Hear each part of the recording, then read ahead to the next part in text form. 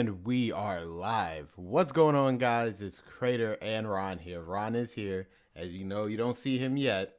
He is here. He will be coming shortly. My side start right now because we are kind of late. But yeah, what's going on, guys? It's Crater and Ron here, back with a new episode of This Week in Wrestling. This is episode what? Sorry, first of all, what episode is this? Episode 39. All right. First off, guys, I apologize for last week. It was a scheduled episode for this week in wrestling, and I do apologize for that. It was just literally at the last minute. I think it was that Friday night I got called into work because somebody called out due to them being sick. Whether they was actually sick or not, that's another story for another time. But literally at that last minute, I couldn't be able to make it, so I do apologize. I'm kind of irritated because that's always our the podcast before the pay-per-view is always the most important one because it gives our predictions. We go in depth on all the matches and whatnot, and we missed it. So I do apologize for that, but hey, at least we can do the recap of what happened in Elimination Chamber pay-per-view. So while we wait for Ron, let me do my shameless plugs, of course. If you want to support the podcast, there are two ways of doing that. You can either do one or two things. You can either sponsor, I can't even say it right. Sponsor the channel, which gives you exclusive sponsorship badges in the live chat, exclusive access to sponsors only live chat, and exclusive access to custom emojis in the live chat. You can also super chat, which is highlighted messages in the chat streams that stand out, and then your comment remain pinned to the top of the chat for a period of time. That's two ways you can support us. Also, just liking the video, comment down below, and just subscribing also supports the stream. However you want to do it. The live chat is there, so I'll be seeing what you guys are up to and talking about in terms of the chat. But if you, for me to actually see what you guys are doing, it'll pop up on the screen if you do a super chat. Or if you're just a new subscriber to the channel, it'll pop up. Well, everything will pop up. Subscriber, donation, a super chat, and I think a sponsor. All four of those things will pop up in the stream. So you will be noticed regardless. Either through I mention you through the chat or whatnot, you will be noticed regardless. I guess I should go over before I get into the actual news. I should go over my schedule for next week. So next week's schedule, my two streams. I'm off on Monday of work, so I will probably be streaming Blue Dragon. I will restream Blue Dragon. I apologize for not streaming it last time because it's in the tip of my tongue. I can't say because I was so tired. That's why I didn't feel like that stream was up to par. So, and Ron is coming in right now. So hold on. I completely. Give me 1 second. I see you, Ron. Give me 1 second. I gotta add you in. Run. So delete that one. Delete that one. All right. I'm hearing two different things. You're going to see Ron pop up on the screen in a second.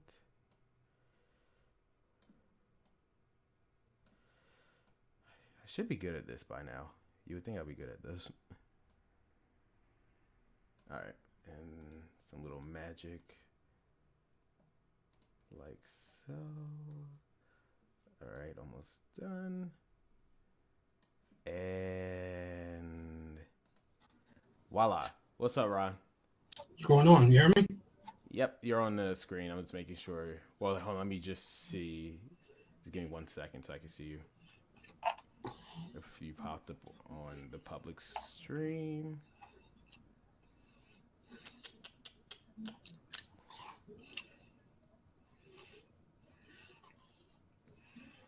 And I'm pretty sure you're there. So, but what's up anyway, Ron? How you been? Fine. You actually caught me as I was eating dinner. There you go. Perfect. Okay. All right. You actually catch me as I was eating dinner. No, it's just funny because I literally ate that I literally ate dinner like a half an hour ago, so it's perfectly fine. What are you eating, if I may ask? Sweet and sour chicken. Interesting. Sweet and sour chicken. Have I had that before? No. Well, my mom made it. Isn't that like a Chinese dish? Or no? It doesn't have yes, to be. no. Okay, it doesn't have to be. All right. Fair point. So how's your week been, Ron? Up till yesterday, it was okay. What happened yesterday? The snow happened yesterday. Yes. It was so annoying. especially at work. My manager had me put out 3 bags of salt around the whole store. We wasn't supposed to get that. Yeah, that's why, because it's funny because I even told my mom. Yeah, so I even told my mom, I was like, I don't think I need a big heavy jacket today because I wore my normal jacket. It was like it was like little pecks of snow coming down. So I didn't think it was that big of a deal. But like an hour later, damn. It screwed me up. The weather was supposed to be just rain, probably a little bit of snow flurries, but mainly just rain. But that's definitely not what happened at Yeah, all. yeah. What we got, the Poconos got. Yeah, Poconos got hit harder than what I we can got. imagine. Because Poconos, they are always cold. So I could just imagine. But at least we got through it at the end of the day. That's all that matters. Well, I had to work in there, and I was just like, I was sick. And I didn't get sick. I felt ill afterwards, and then afterwards, I'm pretty much done. I felt ill, and then as I was on my deathbed, I know I'm over exaggerating, but I'm sitting there and I'm shivering like a damn chihuahua and everything. And I'm trying not to waste my sauce. Put it in the bag. Okay. Yeah, well, fine. I'm putting it in the bag, so one, I'm not supposed to be eating up here, but in my room, but whatever. And I just want to make sure that I put this in the bag, tie it up, and put it in my trash can. All right. So one, as I was on my deathbed, I remember I had some Alka-Seltzer, and I took some. I'm sorry, I'm cleaning off my screen because I forgot. Yeah. I had took some Alka-Seltzer and drank that, and then I felt a little better, but I just went to sleep. Like, that was it. I usually stay up on Fridays just gaming and stuff. But no, I'm like, that snow killed us. That's what it was. Yeah. That stupid snow. But anyway, so let's talk about the news first. Then we talk about that whole week, which started with the Elimination Chamber. Now we're here. Jesus, a lot of stuff has changed. A lot. But in terms of news story, this is something that actually came out today. Have you heard about they be planning 100,000 seat arena in Australia? No, I haven't. What's going on with that? Okay, so basically, there's talks of WWE hosting a huge event in Australia later this year. They're trying to break it. There's an arena in Australia. I don't know exactly where, but it can hold over 100,000 people. They're gonna try to break it. All they know is that even though the show is not official, it's being reported that the show will take place after the Hell in a Cell pay-per-view, but before the TLC pay-per-view. So basically somewhere in early October. That's the estimate on when we should be announcing in the coming months, but the estimated time is around like October 7th. That's what they're saying. Okay. I feel like that they're doing this because they saw how much of a success New Japan. Because New Japan just did, New Japan just did an event in Australia not too long ago. So I feel like that they're just doing that.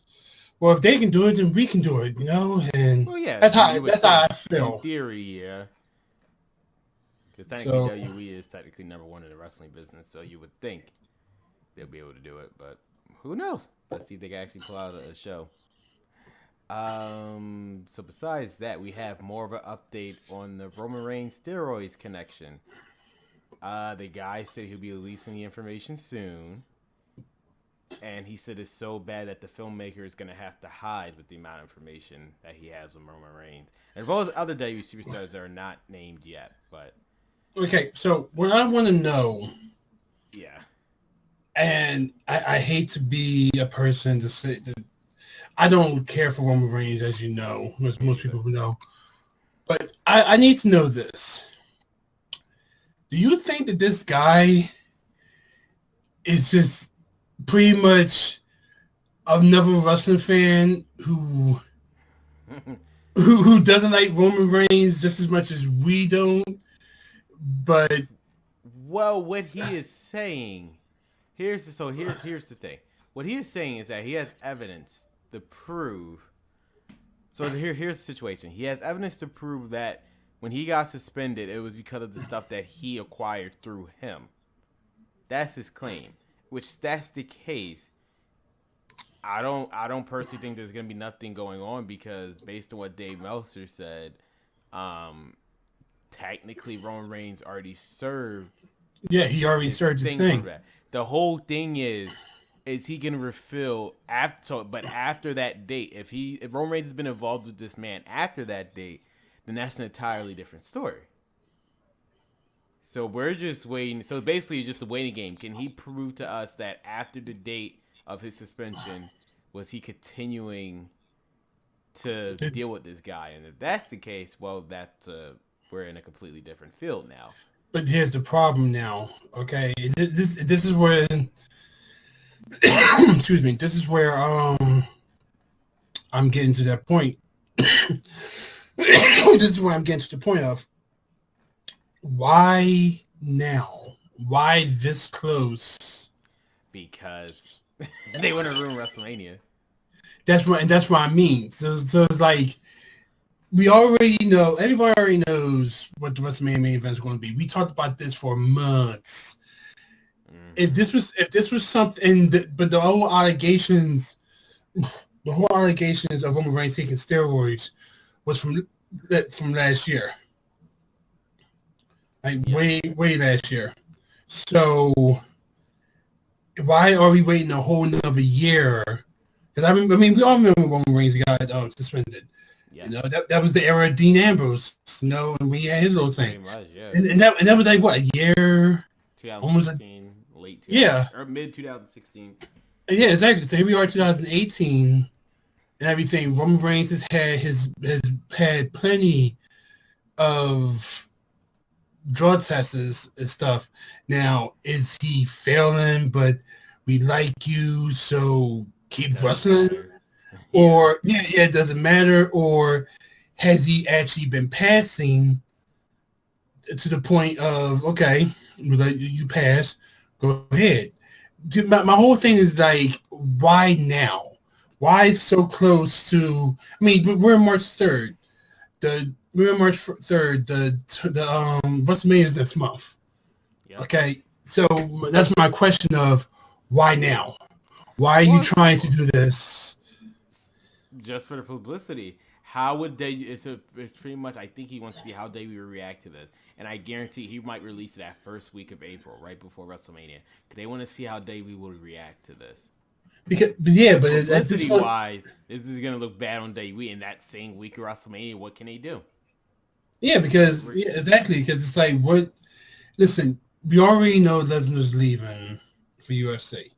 Mm-hmm. Okay, you know that's going to happen. So that's kind of another clear point of Roman Reigns winning. But now the issue is, if this stuff comes out about Roman, can we really put the belt on this guy? That's that's the thing that they're gonna have to question.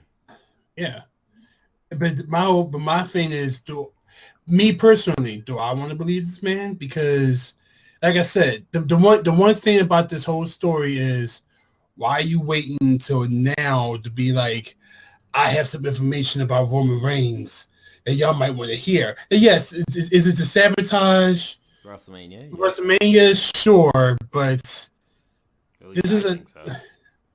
I mean, it could be that. I mean, we don't know this person's saying other than the fact of what he knows. But it's, for me, I just feel like you can't just come on. Like you holding all this information now, and now suddenly you want to gain all this because something's coming up. I just feel it's a little, just me, just a little bit out of nowhere. So other than that, I mean, yeah, pretty much for that, it's just a waiting game. We're gonna have to see. Hopefully, it announces soon, so we'll see how WWE reacts to this. Again, if he just reveals, yes, he was the guy who gave Roman Reigns thing, where it's like, okay, but he already served his time, basically, so none of that matters. But if you can prove that he's been doing it after, then okay, that would be interesting. And we'll see how they reacts from there. But other than that, WWE officially bans beach balls and balloons from WrestleMania. So how do you feel about that? I didn't know. Don't want to ruin Roman Reigns' coronation, I guess. I didn't know that they actually to have that kind of problem. It's a hazard. It's a hazard, as they say. No, it's not. What's the hazard of having fun? I mean, yeah, okay. So while I do agree with it, of the fact of, hey, it's disrespectful. Yeah. It's disrespectful to go to these. I mean, to go to a show that you paid for you to just sit there. Hey, this is boring. Let's play beach ball or whatever. Okay, fine. And you know what? If this is what they have to do, if this is what they feel like that will make it better for them, then sure. It's just my whole thing is it's just this simple at the end of the day, people. If you think this show is boring, just don't watch it or stay at home. But because you don't have to be an asshole in the crowd ruining everybody else's time. Yeah, and just stay home and be an asshole there. I mean, yeah, you don't. There's no reason for you to sit there. I mean, look, we all know that sometimes the show can be boring. Yes, and but it's just like you ever see how the people will be sitting there in the stands and they'll be like, they'll pull up a sign that's like kind of anti WWE. Yeah, and you'd be like, well, why did you pay the ticket for it then? The reason why I don't have a problem with that, because again, I have no problem. What's the word I'm looking for? Protesting. I have no problem protesting if it's the right type of protesting. You're not doing anything. You're just holding up a sign. Okay, that's not effective. Out of the thousands of people there, you think they're gonna notice you? No. So I mean, it's fine. So do what you want with that. But you throwing a beach ball, that's pretty noticeable. So much so that I noticed it on Raw, a good chunk of it in the crowd during Raw and the Elimination Chamber. Well, so, yeah, but same time is like, I feel like that if you're going to pay, especially if you're front row tickets are not cheap. Front row tickets are at least $200-$300.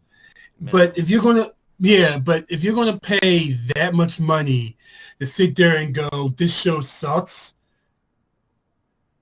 like with a sign, then I don't think that they care because you just spent $400 for front row seats. So it's like whatever. Yeah, like that's how I look at it. Like, okay, you don't like the show. That's nice. Thank you for your money. At the end of the day, that's who has your money. They do. Well, Corey Graves used to say, I remember he used to say a while back, they're the ones who pay for the tickets so they get to do what they want. Or he didn't say it in that way, but he said it in the lines. I forgot how he actually said it. Where it's like, okay, you're like half right. They're the ones who pay for the tickets, so they're allowed to be vocal. Yeah, you're allowed to be vocal. That's not a problem. Nobody's trying to shut you. You can say whatever the hell you want. But yeah, you can do whatever you want. Yeah, you can say whatever you want. You'd pay for the ticket. Yeah, whatever. That's nice. Everybody has their own opinions. But it's like you physically trying to hijack the show is the issue. Yeah. By doing something that will distract the casual fan from what they actually paid to see. That's what I have an issue with. Oh yeah, and I do too. But like I said, I just wanted to add that on the fact of, I mean, like I say, anybody can voice their opinions about something. You pay for tickets, so you have, right? Yeah, of course. But at the same time, it's like but it's the same way of saying I paid $300 to voice my opinion that this show sucks. It's like you can either they want to waste their money. I know they want to waste their money like that by all means. Yeah, that's how it is. It's like, okay, hey, I just paid this much money to tell you that I hate this show, but you're still here. But thank you for your money. Exactly. Yeah. So apparently, if Raw, so there's the whole discussion between like Raw and Fox and the USA deal. Basically, Dave Meltzer said if Raw were to go to Fox, it will go back to 2 hours due to them that they can't go past the news thing, which would make sense. How do you feel about Raw going back to 2 hours if this is truly the case? I don't. That's assuming they even get Fox. We're just under assumption. I'm going to say first off, I didn't even know that there were talks. There were talks of them even going. No, there's been talks for a while actually. Yeah, like I said, this is new to me. Wow. If they do go back to Fox. What is 2 hours? I would love it if they go back to 2 hours because it's already been proven that some people can't handle 3 hours of Raw. I mean, all right, so when we first start of 2 hours of Raw, 3 hours of Raw, legit everybody was saying going, okay, well that gives people the chance to more time, I guess. More time, whatever. Yeah. In theory, yeah. And yet it only happens a handful of times from where we see the roster of Raw on TV for 3 hours. It only happens like so often. And you're right. Now, here's a question I asked of you, which is why I would think that they're not going to go to Fox. Remember at the very start of the brand split, they specifically said how the draft worked was that basically because Raw is 3 hours and SmackDown's it's 2 hours. For every 3 superstars Raw pick, SmackDown gets 2. So basically Raw has more superstars than SmackDown because of that extra hour they have to fill, which makes sense. So by them going to 2 hours, how would that work? You basically have a roster which is overflooded with people you don't need for that 2 hours. Do you think most of those people will be going to SmackDown then? Because again, the whole point is because it was 3 hours, that's why Raw has more superstars. And that's the reason why they have the Cruiserweight division. Because they have more superstars. So with them being literally the same amount of hours, do you see some of the superstars of Raw going to SmackDown? Just to even it out? Because now it's like, what's the point of having one roster that has more if they're both equally going to have the same amount of time on broadcast? So I'm just saying because before the end of the brand split back in 2011, both of the rosters had the same amount of superstars. So excuse me, do you see that happening? Yeah. Frankly, to tell you the truth, I'm trying to imagine WWE wrestling on Fox as is because it'll be on local it'll be on local cable. It will be on. Everybody will see it. That's the point. USA is not. I mean, even though USA is a big station, it's not in every home apparently. Yeah, it's not because who was it? Dish Network, I think, doesn't have it. Yeah. So people on Dish game and watch wrestling. But then again, who has Dish? But that's besides the point. But yeah, but it's like I'm trying to think. Well, number one, I don't even think you can go on Fox because it's because I think WWE has a stake. So I gotta stop sucking my throat. I think it has a stake in Universal.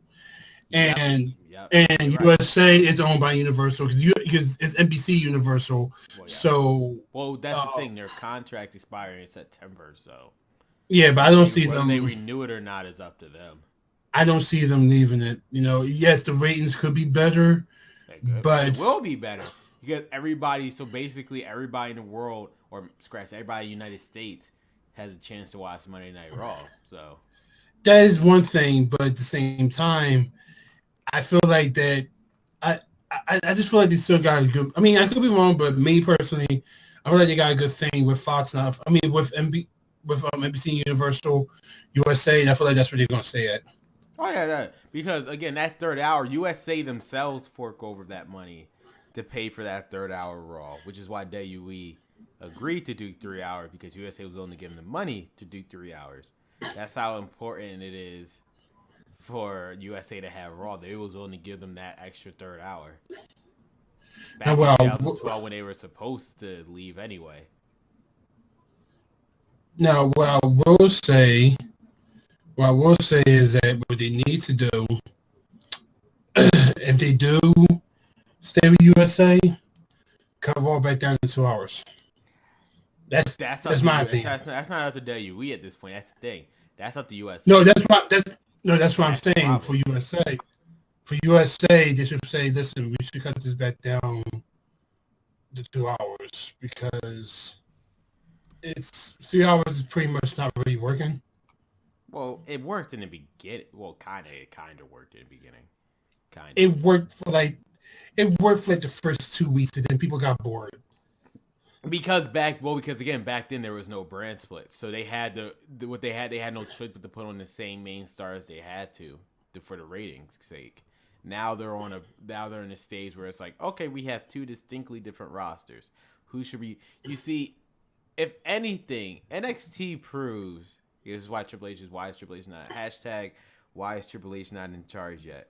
NXT proves that they can put on a good episode. Here, actually, let me put this perspective for you. Andrade Cien Almas is is current NXT champion. Mm-hmm. Now, I would have talked about this last week. Sad we didn't do the podcast last week. Andrade Cien Almas fought Johnny Gargano on NXT for the NXT title. That was last week. Let me put this in perspective. Last Wednesday, which would have been the 21st, was the first time in 4 weeks that Andrade Cien Almas fought on NXT. So for 4 weeks, they managed to carry that show for 4 weeks without the NXT champion. Yeah, true. So it's not impossible to have a different show every week and just rotate your roster. You have to be willing. Triple H clearly, for God's sakes, the women are main eventing on a weekly basis there. It's normal. The tag team's main event on there. The tag team champions main event on there. Actually, the very first episode after TakeOver Philadelphia, it was Undisputed Era versus Sanity. Just because. Johnny Gargano wasn't there. Tommaso wasn't there. Aleister Black wasn't there. And neither was Andrade. So that's the point. If you have enough, and this is the issue with WWE finds himself in, and it's prevalent in the tag team division for Raw at least. They're so focused on one team that if they get injured, what are you gonna do? Or in the case the Bar, they rely so much on the Bar and Seth Rollins and Dean Ambrose. As soon as Dean Ambrose got injured, well, fuck, what are we gonna do now? Oh, I get it. It's Titus for a while. You expect people to care about them, where they haven't done nothing with them in a year. And now they're supposed to believe that they're actually capable of being Shane Cesaro. I mean, they're kind of building Gallows and Anderson again, but it's too late. Now it's WrestleMania. Who are they going to face? And this is their problem. And that's something what I feel like we have to, talk about when we get into Raw, when we get to that segment. But yeah, and I would probably have to say that you also got to remember as far as NXT. I'm sorry, I have all my things going on. No, it's fine. I forgot to turn everything on mute.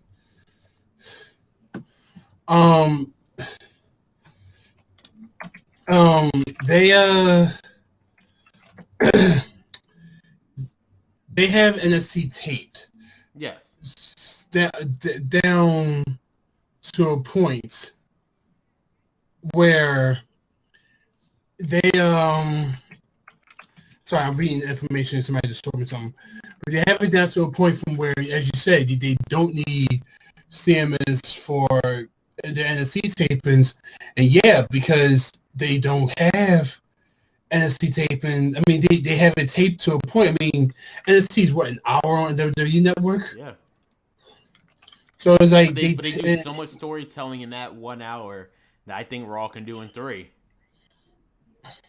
I'm pretty sure you're not going to go for that. Well, yeah, they won't cut it to 1 hour, obviously, but because here's the issue. Because Triple H understands everybody has a role in the company. Raw, let's take for example, what's Raw? Roman Reigns. That's it. Somehow, no matter in what position he's somehow involved. For example, why is Roman Reigns fighting Sheamus if he's the tag team champions? Why? What business does he have with Sheamus? But he's involved in it because they keep showing us Roman Reigns for whatever reason. No matter what division, no matter what title, he's keep jumping to whatever he wants to because he has to be in every part of the hour. And that's the issue. Raw literally evolves around Roman Reigns. While Smackdown, you kind of have a diverse thing. You have the AJ thing. You have the Kevin Owens and Sami Zayn thing, which is I know is currently intertwined. And then you have the whole Charlotte situation. You have Bobby Roode and stuff. Stuff is happening. Raw, no, Roman Reigns is involved pretty much every scenario somehow. That's their issue. SmackDown somewhat gets it, and NXT obviously gets it. Don't put so many people in the same thing, and then you get the situation. For example, Dean Ambrose. He's obviously a single wrestler, but you put him and Seth Rollins in a tag team for what? And now you're in this situation. Now the bar has nobody to face because Ambrose and Rollins are the only credible people to face at the time. See the problem? Mm-hmm. You don't see this problem in NXT ever in their tag team division. I don't, and you're right, but I'm just trying to think of like, I'm trying to think of a way. I mean, I don't know. What I'm saying is, I don't want to sound like the typical wrestling fan who says, "I can't wait for Vince McMahon to die." Yeah. I'm not trying to say that either, but it's but it's clear that it's something that does need to change. Well, again, the fact that Triple H in less than a month turned 205 Live around just like that in less than a month should really be telling of who actually knows what they're doing. He managed to turn that show around in the year and a half train wreck that was, and he turned into an actual compelling show. Right, a show that's actually watchable, even though apparently the fans aren't there, but that doesn't matter. But my whole thing is that the fans aren't there because they've already spent so much time watching SmackDown. Mm-hmm. Personally, I feel like once this whole dual branded pay-per-view happened, they should officially disconnect. Now, I know this is going to be hard at first, but hear me out for a second. They should officially disconnect the cruiserweights from the Raw roster. They're not a part of they're not a part of Raw or SmackDown. They are literally its third main brand on the main roster. Like, they have nothing to do with what Raw does or whatever. They can show up on the paper, kind of like, now, I know, this sounds weird, but just hear me out. Kind of like, remember how ECW was? The revived ECW, at least? No, you're right. Like, it's its own thing. They appear on the pay-per-views when needed, but what they do has no bearing on what Raw or SmackDown does.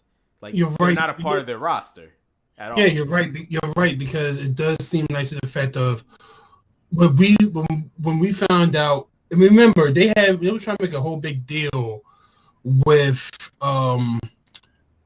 remember when the match was it Neville? Not Neville. Who was it? It was a pay-per-view match that they were trying to make a big deal of, and like whoever won, that person goes to. I think it was trying to think of the match. Was it recent? It was like last year, like right around 205 Live started. And it was supposed to be like they were trying to get 205 Live to go to SmackDown. Oh, the Survivor Series, yeah, Brian Kendrick versus Kalisto. Yeah, there we go. Yeah, and then Baron Corbin got involved, and it's like. Because Baron Corbin had an issue with Kalisto. But it's like, but that's my point. If you know, is this the whole thing where storylines intertwining where they shouldn't intertwine? If Kalisto is trying to get the Cruiserweight title, why is Baron Corbin like that? But that's my thing. It's like that was the last That was the last time I remember the cruiserweight being anywhere involved with the main roster. People. Anything. Yeah, Yeah. anything. After, because everybody, and from there, everybody thought that was what they were going to do. They were going to have some sort of main roster thing. Like, hey, you never know, you may see someone like Drew Gulak facing, this guy from the thing, and we never saw that. I think the closest we did see from that was probably when Goldust was around. Well, the difference is, and you're right to a point, but the difference is, Goldust was not in a major storyline at all at that point. So they just do that just to give them something to do. Yeah, you're right, but at the same time, it's like people thought that they're going to have some sort of stake or role in this, and they didn't. No, and you're right, and that's my point. That's why I feel like come after WrestleMania, Triple H should like form. For God's sakes, for the past 3 weeks, I've been counting. For the past 3 weeks, the Cruiserweights has not been on Raw at all. They have not been on Raw at all. Because I feel like Triple H's philosophy is, if you're not going to do anything important with them, why even put them on the show? Well, yeah, 100% correct. If you're going to put them in a meaningless tag team match for no reason, just because we got to show off the Cruiserweights, we pay these guys for some reason, what's the point?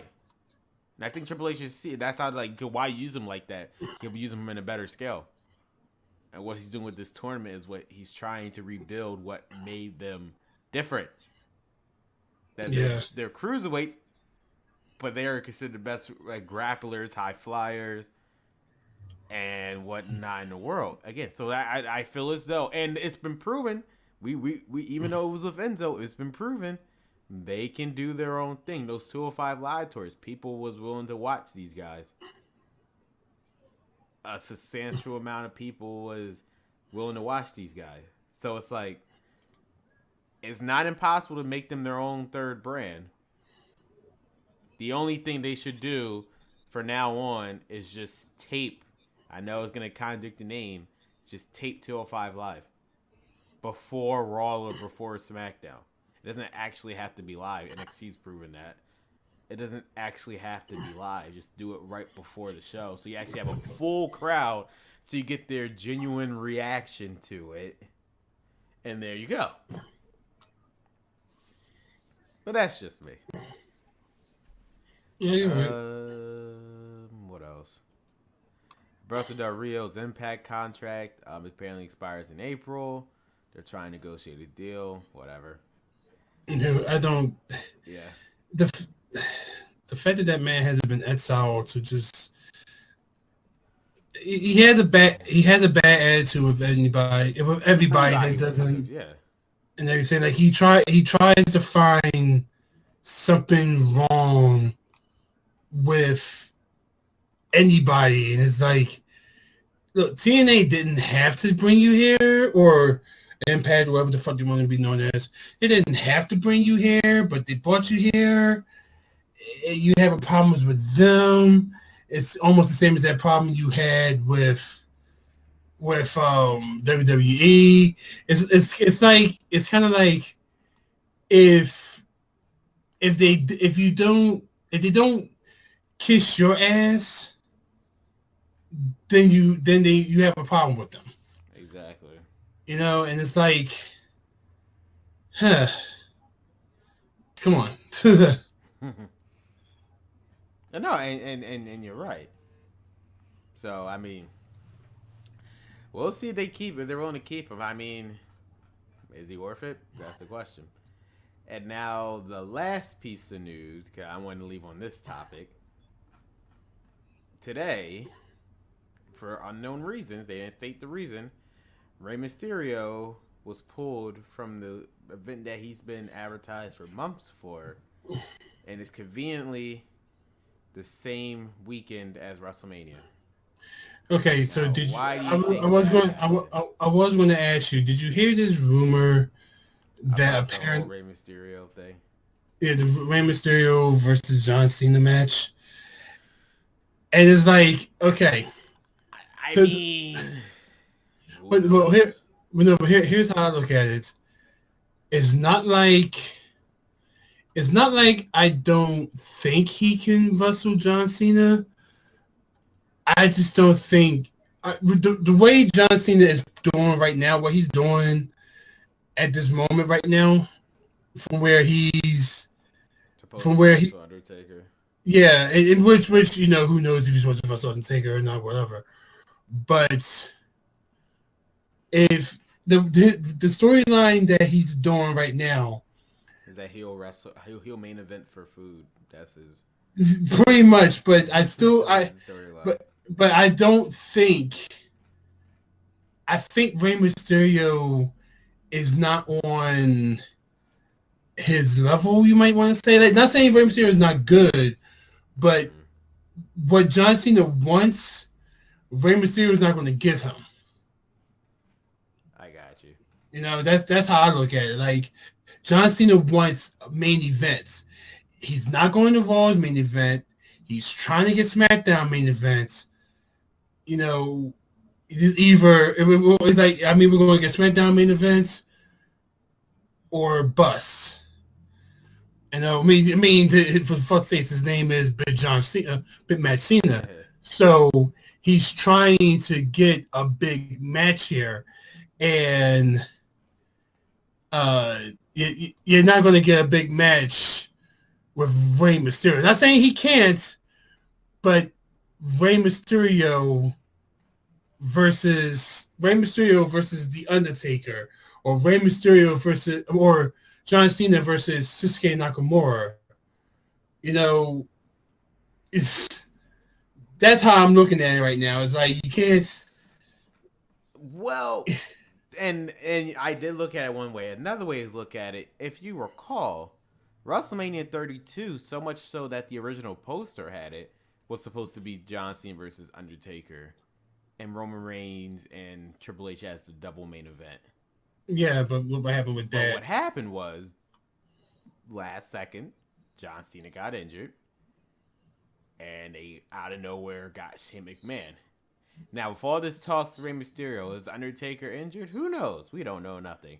But I'm just saying, it's not out of the realm, out of possibility for John Cena to fight someone like Rey Mysterio, because literally 2 years ago, Undertaker did the same thing with Shane McMahon. Yeah, but at the same time, it's Shane McMahon who the only reason why he's in that certain picture is because of his last name, McMahon. Man, you're absolutely right about that. So it's like, and like I said, I'm not putting anything off on Rey Mysterio. It's just the fact of, as far as a main event thing, they're not going to put someone like Big Match John Cena. Big Match. That's what they're calling him. I know. They're not gonna put him up against Rey Mysterio at WrestleMania. Like that's a Raw pay-per-view. That's a Raw pay-per-view main event, or a SmackDown pay-per-view main event. You know, something like that versus WrestleMania.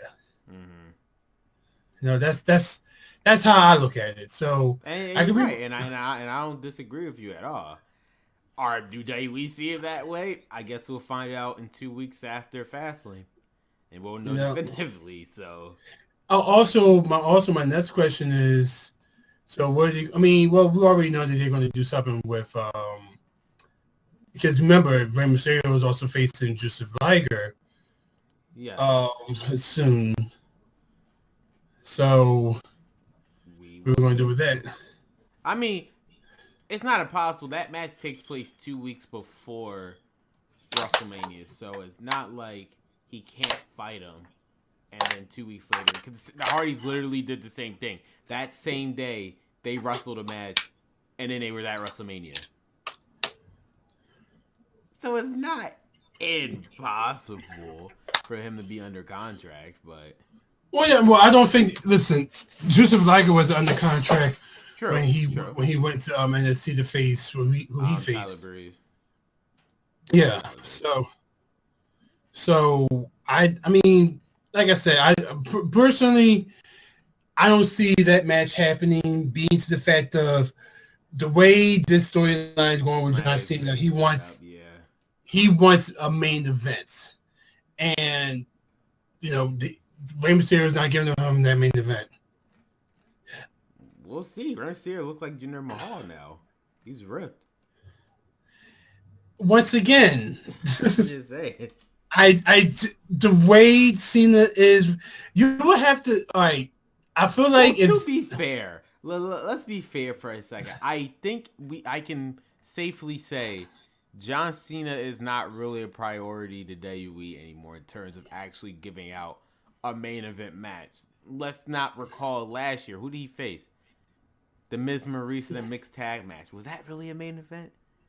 no, but at the same time, so I guess in their eyes, it doesn't fucking matter as long as it.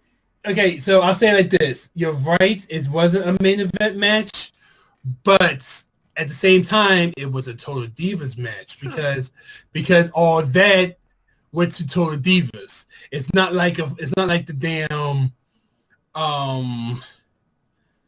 it wasn't like a complete bust when it's like everything was made for TV. So at least with this, okay, that wasn't a main event match, but he got paid WrestleMania money, and he got paid that sweet E channel money for footage for their Total Divas,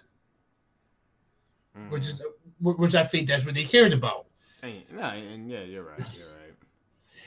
I mean, and the fact that John Cena's getting married, even though he didn't want to get married, and he was pretty much giving Nikki anal because of it. But he don't want kids. No, I know he doesn't want nobody to be like. I know, I understand. He wants John. There's going to be one John Cena. I always felt like it was funny that the man who's all about hustle and respect, and the man who always sold, he's at a time sold the most merchandise for kids. A man who for all the kids to love hates the idea of having kids. Hey, like I always found that funny. Like, listen. He doesn't want anybody else to be like him. That's the point. Because if there be like him, there's a chance that that person can surpass him. Like, hey, listen, I like kids. I don't want to have kids. So I'm just probably not even that. Is that deep? Is that listen? What we're going to do is I'm just going to fuck you in your ass, and you're going to like it. And you're going to like it, Nikki. You want a baby? I'll buy you a baby doll. I'll buy you one of those real dolls. Now shut up and bite the pillow. All right, so before we go on to the Elimination Chamber review, I was saying, he said, "Hey, I'm here. I passed out earlier." No problem, man. Thanks for joining today's chat. We're currently at 3 people. So, Elimination Chamber. I didn't watch. No, are you serious? Remember, I was still at the tournament. Shit, so you had to see replay. Well, to be fair, live it was something else to see, especially the women's match, because I'm surprised. I just want to say this. I was expecting them to actually pull off that, which is why I thought they put it first in the beginning with. I figured they just want to pull off. They just want to get rid of this train wreck as quickly as possible. But they actually did better than what I thought they were. Yeah, from what I've heard, from what people have been telling me, the women's elimination chamber was good. Was really good. Good. I feel like the men's told a better story though. But the women's, for their first time seeing it, it wasn't as bad as the Royal Rumble. That was personally ridiculous to me. Lita almost killing herself. Kairi Sane getting eliminated by Dana Brooke. What was happening in that Royal Rumble? I don't know. But so first off, the kickoff show. I didn't personally see it, but Gal Anderson versus Miz Taraj. Apparently, it was actually a better match than people thought it was gonna be. So At least Gals Anderson won. Which is what they needed. Yeah. So the Raw Women's Elimination Chamber match.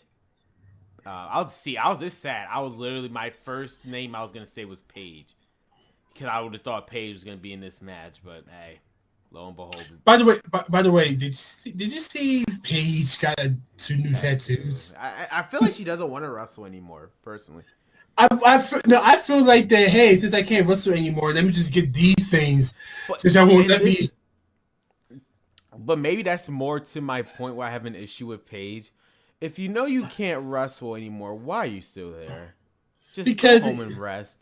Because you kind of you're taking the spotlight. I'm saying you're taking the spotlight away from Sandy and Sonya. Whether that's a good thing or not, it is up to debate. The whole point is you're not going to let these two shine while you're there, because all they're going to care about is you. If you're not there, we're kind of forced to care about these two. Yeah, but at the same time, you also got to look at the fact of what happened to her wasn't her fault. Oh, no, and I'm fully aware of that. And they have so many people. They had plans for her. I still firmly believe the WrestleMania match for Raw was supposed to be Asuka versus Paige. I firmly believe that. Yeah. I don't think Alexa Bliss was supposed to be part of this at all. I think it was supposed to be Asuka versus Paige. I think that was going to be what it was. Because that's the one person Asuka has ever faced at all. So, yeah, that was personally my opinion. But it's like, okay, now that Paige can't wrestle, okay, but it's like you take her off TV and then you have Mandy Rose and Sonya, who I can't necessarily say is let's be real, they weren't even supposed to be in that match anyway. No, they're not. But what I'm trying to say is that you can't say that they're not good on their own, but we also got no. That's the point. But at the same time, remember, Paige did train both of them. I know. Okay, so there's the I understood the connection, and that's fine. But if you're injured, you don't see Samoa Joe or Dean Ambrose just hobbling around, just still here just because. No, they're injured, so they're healing. There's no point in them being on TV. Why is Paige still on TV? I mean, you're right. You're right, but the way I look at it is, she's there to make sure that they don't. But what can she do? Every time they attack them, she literally had to stand like 5 feet away from. She's just a manager. I'm aware, but it's kind of baffling to see the first ever dual NXT and WWE Divas champion just stand there while an attack is happening. And that's kind of baffles the mind. And that's what they're telling her. They're telling her, you just do this. It's just, that's a personal problem with me. In my opinion, I don't think she should even be here until she comes back. The whole Absolution thing, just let it just be Sonya and Mandy. Just let them do it. Like, again, when Shawn Michaels ended, well, he had to retire early during that brief run after he fought Stone Cold. Who took charge? Triple H of DX. It was perfectly fine. I'm not saying Sandy and Sonya is Triple H, but my point is, we will never know unless you actually let it happen. That's all I'm saying. You will never know something works until it actually happens. But this Roman Reigns thing, y'all try to make it work, and we know it's not working. I'll say it like this: they being to the fact of that's what they want. If that's what they want to do, that's what they have to do, because they have so much. They had plans for Paige. Paige can't do it right now, but the best, instead of just telling her to go home, and then look at it like this: instead of telling her to go home and everything, and she's still under contract, she'll be sitting on a contract, not being on TV. Instead of doing all that, they're just saying, okay, you can still be on TV. You may not be able to wrestle, would you still be on TV? It would still pay you for that. True. I mean, and you're all right. There's probably other personal reasons. Again, they hyped up her return when she came back. They better fucking use her. And they even fucking made those absolution series. And I get it, but it's just circumstantial situations. I mean, I understand. Change. Yeah, I understand what you feel, how you're saying, but that's how I look at it. It's like, look, we made T-shirts, we did all this stuff. It's unfortunate what happened to you, but instead of just telling you to go home and not do anything, let's just have you come, just watch them. And besides, like I said, she still still trains them on the point, so tells them how to do things or whatever and everything. So I guess she's there as more of a teaching role now than anything else. I know, you're right. Well, we'll just see what Paige's. We'll have a better, clear answer what Paige's role is probably after WrestleMania. We'll see what she's doing. But so the first two people start off was Bayley and Sonya, which was interesting. I was personally expecting Mandy and Bayley, but they decided to go with Sonya instead. And then Mandy came out, which at that point I knew right there Alexa Bliss was going to be the last woman. Because then I knew Sasha had to be next by default. Well, I feel like I'm listening to you. Remember, I'm going by what you said because I wasn't able to watch it. So I'm going by what you're saying. I feel like that Alexa being last is perfectly fine because she is a champion. And unlike the other Elimination Chamber was for no more contendership, this one is actually for the title. So it makes sense why she would be last. Yeah, I know. It makes perfect. Yeah. It makes sense to me. Yeah. But all of them are challenging for her title. So that makes perfect sense to me. Unless Jean was a dick and made her first. Otherwise, yeah, this made perfect sense. But yeah, so the elimination didn't really happen until Sasha came in. Sasha eliminated Mandy with the bank statement. Then Mickie James came out. She eliminated Sonya by doing a dive off the top of the chamber pod. And then I believe both Sasha and Bayley eliminated Mickie when they did their respective finishers. And they just waited for Alexa Bliss to come out. And then it was pretty much from that point a triple threat match. And for the most part, Sasha and Bayley were seen eye to eye until they eventually caught Alexa. And then while Bayley was trying to get on top of the pod, we had a Lion King situation. Yeah, I was seeing Bayley.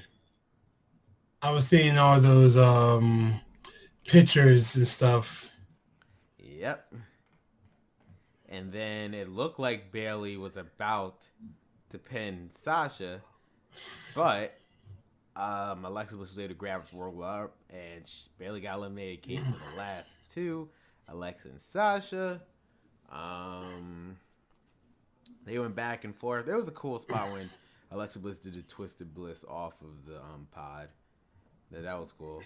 But it took forever for Sasha for some reason. That was the only thing that affected it. It took forever for Sasha to put her in the bank statement. It's like she waited for like 5 seconds, and then she put in her bank statement. Eventually, Sasha wasn't able to counter Alexa Bliss's attack, which she threw her head first into the chamber pod, and then she did her underhook DDT for the win, and she officially retains her Raw Women's title. So there's that. Any thoughts on this match? I just thought that it was, like I said, from what I've heard and everything, I heard that it was that match was pretty good and everything, and I feel like the day going to. I'm trying to think. So we had first women's Iron Man. There's only one match they haven't done, but I don't think they're gonna do it purely because in theory they already did it, which is a TLC match. They haven't done a TLC match yet. It's like, well, they already did a Money in the Bank ladder match. Is almost the same thing. So yeah, but at the same time, it's like I feel like they will, but they gotta have the right people to do it to make it work. Who? Because It's a good question. and that's a good question of who is going to be able to take chair shots, who's going to be able to go through tables and go through ladders. The only people I see is Oscar and Nikki Cross, but that's assuming Nikki Cross will ever get called up. Yeah. Or maybe Ruby Riott. Maybe Ruby Riott, but Ruby Riott is on SmackDown, so. Well, it could be between one of those two. But my whole thing is the fact of who is going to be able to take said bumps. Mm-hmm. That's my whole question. Again, I think Oscar and Nikki will be willing to, and Nikki Cross will be willing to do that. That's just assuming Nikki Cross. Oh, so I guess I should bring this up. For what it's worth, the NXT live events in April, they came out with their listings of the city.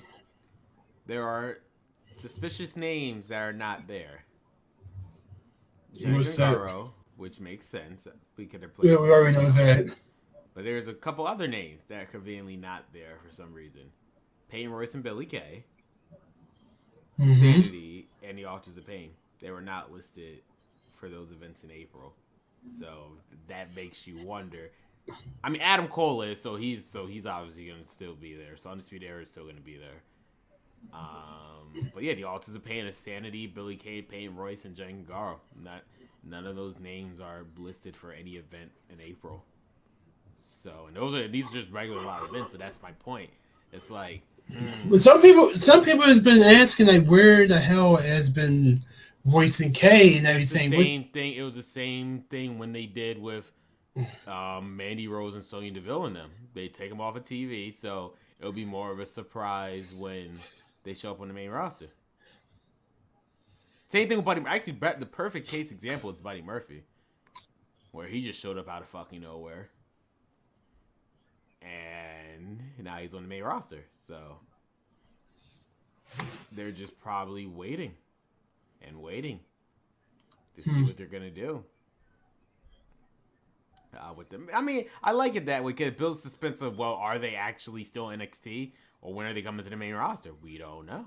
Yeah, because you're right. Peyton Royce, the last time we seen Billy and Peyton Royce was like 2 weeks after the War Games takeover. And that was it. So since November, they have not been featured on TV at all. They're doing something with them. Probably they're working on them with something. I'd like to know. Yeah, they're doing something with. I mean, we've been seeing Sanity and Authors of Pain, obviously, but yeah, those two girls in particular, besides Ember Moon, they are like the second most important women there on NXT currently. So they're doing something with those two.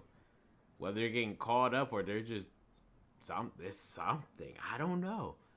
I think here's my biggest theory for WrestleMania. I feel because it's still undecided at this point. I'm starting to think maybe Asuka might not fight Charlotte because it's like the issue is I can't fathom, based on what's happening next week, I can't fathom Asuka waiting another week just to wait until Charlotte's done with her feud with Ruby Riott, just say, hey, I want to challenge you. So basically, they wasted 2 weeks worth of storyline built for Alexa Bliss and Nia Jax. Yeah. To wait until Charlotte, like that's why I can't fathom why would they make that decision in the first place. Well, here's how I look at it. I feel like that the way the story was looking, it was looking to the fact of sure the Ronda Rousey might face Alexa Bliss and everything, blah blah blah. But then when she walked in and she was saying, I did see a little bit of replays. She walked in, she was like, I don't want a handout or anything like that. And it's like, all right, so she's not probably going to face them, and then as you look at it and you see that what this match is going to come to, it's like, all right, so now you don't have that Ronda Rousey Alexa Bliss match that everybody was thinking it was going to happen. For to make sense of the narrative, I personally think that it is going to be a triple threat. Somehow, some way. Nia, Alexa, because even though I'm going to do this. I'm taking what the guy who works for Dave Meltzer said, and he makes a good point. Well, yeah, he thinks it's just gonna be Nia and Alexa. I think it's gonna be Nia, Alexa, and Asuka, because the whole point is Alexa keeps saying that Nia Jax deserves to be in the women's championship match. So Kareem just gonna say, "All right, you're right. It's gonna be a triple threat. There you go." Because Nia Jax deserves to be in this match. And he has been doing the whole thing. Yeah, that's my point. Yeah. So he's like, all right, you're right. You're 100% right. Nia Jax deserves to be in this match. So at WrestleMania, it's going to be a triple threat. There you go. I can see that. As for SmackDown, I think it might be Charlotte versus Becky. I can see that. Or Charlotte versus... I think they're going to do... I know it's going to be like, why? I think they're going to do 2 women's triple threat matches. I mean, I can see it. I can see. Let's be real for a second. The focus on the women is on Ronda Rousey, so the actual title matches don't really mean anything. And because of that, I think there are going to be 2 women's triple threat matches. I think it's going to be Becky versus Charlotte versus Naomi, and then it's going to be Asuka versus Nia versus Bliss. Huh. I think that's what's going to happen. Because I can't fathom Becky and Naomi being in nothing matches, because there's rumored to be a women's battle royale. I can't fathom them being in it. They will. I mean, as you say that, it's interesting. I would like to see how that goes. We'll see. Because like we both said, like now that all this is coming through, you really don't see that match of Becky. I mean, not Becky, of Asuka and Charlotte happening, because it doesn't make any sense anymore. Why out of nowhere? And if they do that, it's gonna make literally 0 sense. Why out of nowhere after? Because for Raw for this week's Raw, Asuka is supposed to face Nia, right? Just for a rematch. Again, there's no WrestleMania stipulation besides the fact that Asuka might lose her streak, but none of that matters. It's just a rematch. So why at Fastlane, when Charlotte faces Ruby Riott, then you're just gonna come out and say, "I want to face you instead"? What was the point? Otherwise, what was your point of wanting to have your rematch against Nia? What was the point? Also, I'd like to point out this match Monday of Monday Night Raw. How are they going to protect Asuka this time? They can go about this one or 2 ways. Either fuck me sideways, they're gonna end the streak, or they're just gonna make Asuka win just definitively, and maybe that's her send off. Because that's the thing. Because here they're screwed either way. If they see, and this is why I don't think Asuka's leaving, because if they're smart, they have to book as triple threat because they're screwed either way. If Asuka beats Nia on Raw, clean or not, not saying clean, either by barely winning or just wins definitively. If she leaves, what can Kurt Angle do? Oh, well, Nia Jax is the only one that hasn't fought you yet, so there you go. It's going to make Nia Jax look weak because you just lost to the person who was originally supposed to face Alexa in the first place. So why would that be the highlighted match for the women? You're facing someone who just lost against the person who was originally supposed to face you. What sense does that make? I feel like what's going to happen, Alexa Bliss is going to interfere in the match. It's gonna end in DQ. That's the way I see it happening. Because I can't see, because if Asuka beats Nia again, what's the point of Asuka leaving? Because if she would leave to face Charlotte, oh wow, you got Nia Jax, of course, who just lost against Asuka, so Alexa Bliss should be able to beat her, right? Okay. But you see, you see, that's the situation. So No, you're right about that. The only way, yeah. So Asuka wins by DQ. Nia Win gets by mad. DQ and Alexa attacks because she feels like she's helping Nia out. Then Nia gets pissed, saying like, "No, you just made Asuka win." And then Kurt Angle comes out and say, "Yeah, you say Nia Jax wants to be part of the match. Well, there you go. It's gonna be a triple threat." Because here's my thing with WWE, and they've been doing this a lot. The one thing you have to give WWE, if they literally blatantly give you an idea in your head, they're gonna go with it. Why even mention the idea of a triple threat match if it's not gonna happen? Right? Yeah. Why even put up that stipulation if Nia Jax wins, it becomes a triple threat? Why even give that situation, right? All you simply had to say was, if Nia Jax beats Asuka, she goes to WrestleMania instead. That way we know it's still going to be a one-on-one match definitively, regardless. Now there's more at stake. Now it's like, well, if Asuka loses, sure, she loses her streak, but she still goes to WrestleMania at the end of the day. So why even put that idea in of this triple threat match if it's not going to happen? I'm just saying personally, that to me, why give us the idea if it's not going to happen in the first place? That's my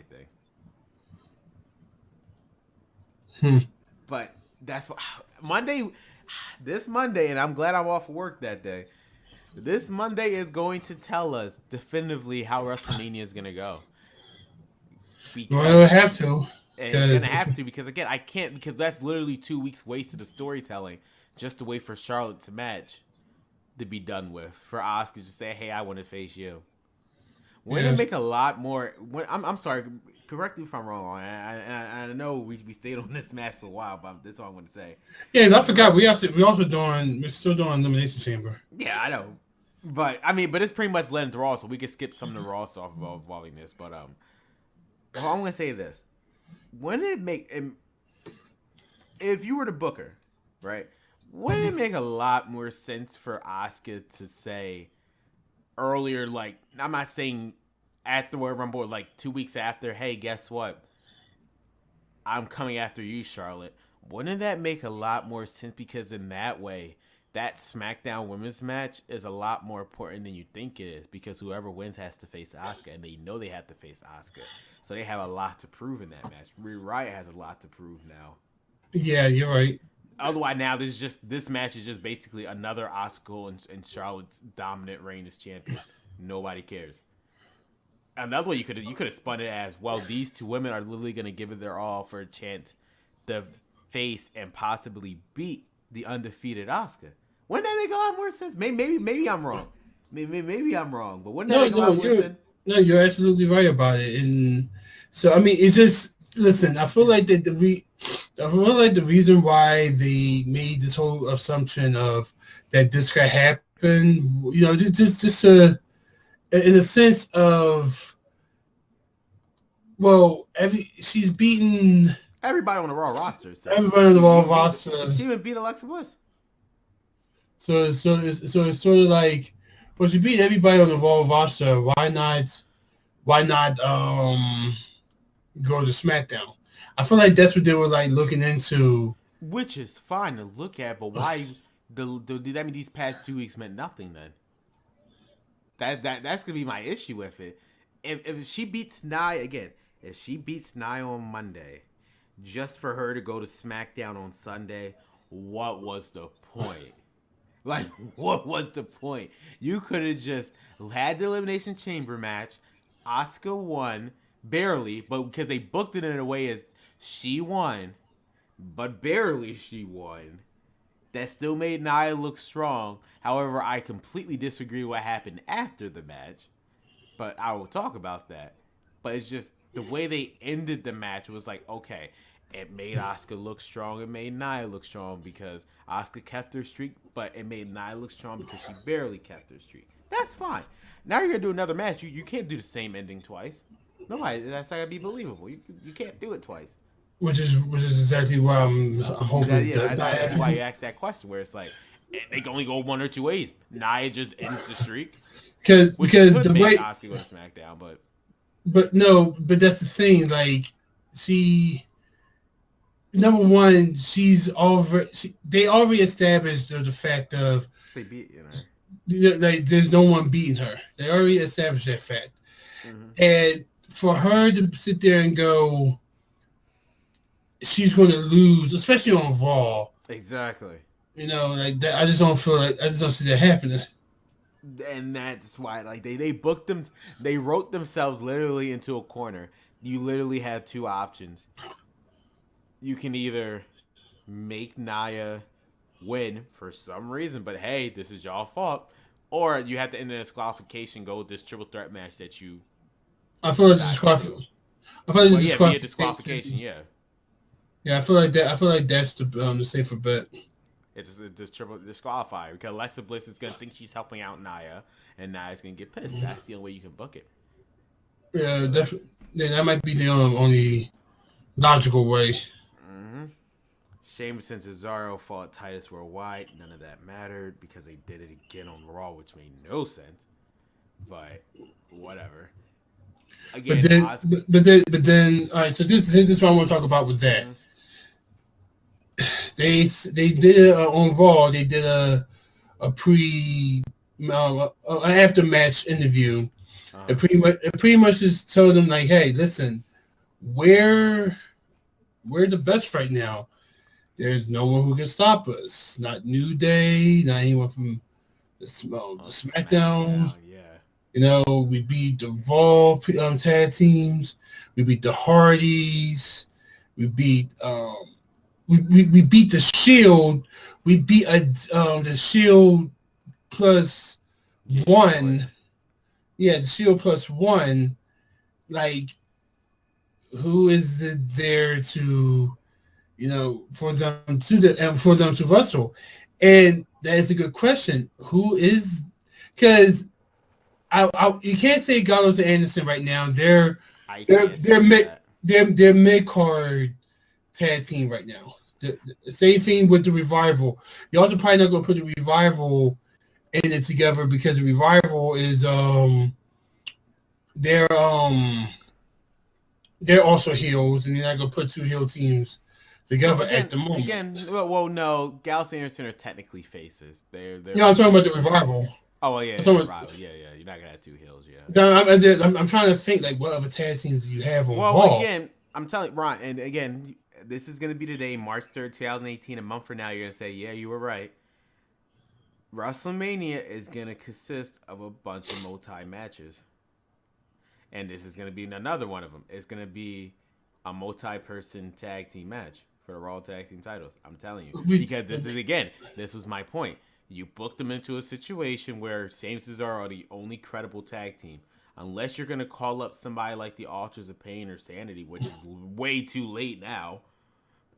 Well, they could. I mean, listen, they could be into the fact that they've done it before. I mean, remember, Hideo Itami was in the Andre the Giant Battle Memorial one year, and Sami Zayn and stuff like that. So it's not like they can't call up a team like Sanity or a team like. I know you're right. You're right because Sami Zayn proved he can do two things at once. He fought Nakamura, and then he went to WrestleMania literally 2 days later. So and you're right. So it's not out of the realm of possibility for them to use the Authors of Pain or Sanity. The question is, they have to do it next week. They have to. Like, they legit have to. They officially have a month to build this. My thing is, it kind of... All right, so last year was pretty good because they had the tag team ladder match. Also, if you see, I'm looking away because I'm also watching the Overwatch thing. Mm-hmm. So that's why I'm looking away like that. But last year, they did the tag team ladder match thing, whatever, and that was all fine and dandy. I don't want this to be a WrestleMania tradition. Where it's multi-person ladder matches.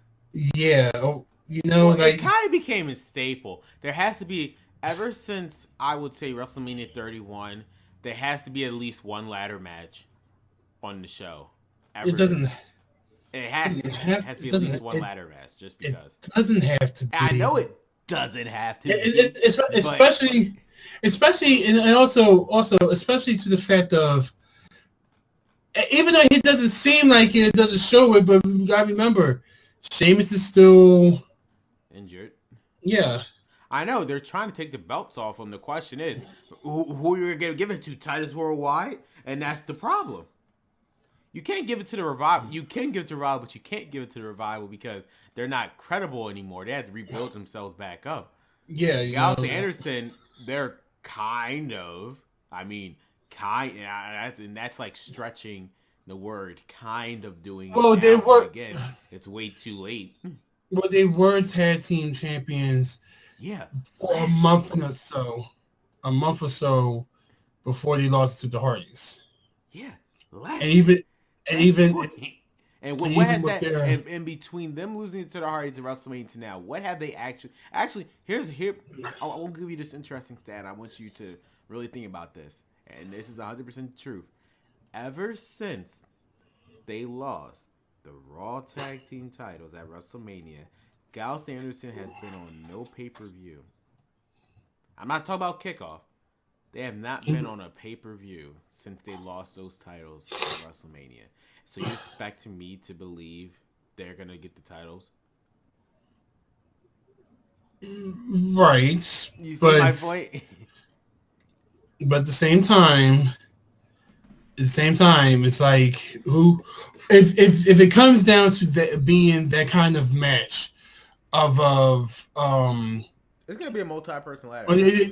yeah, that's what I mean. If it's going to come down to something like that, and it has Titus Worldwide versus the Revival versus Anderson and Gallows versus, I don't know, Sandy or whatever, or Officer Pain. Well, here's my thing. It won't be a multi-person match if they call up one of those two teams because they have something going. They already have momentum solely because of the fact that, wow, this is a brand new team we've never seen before.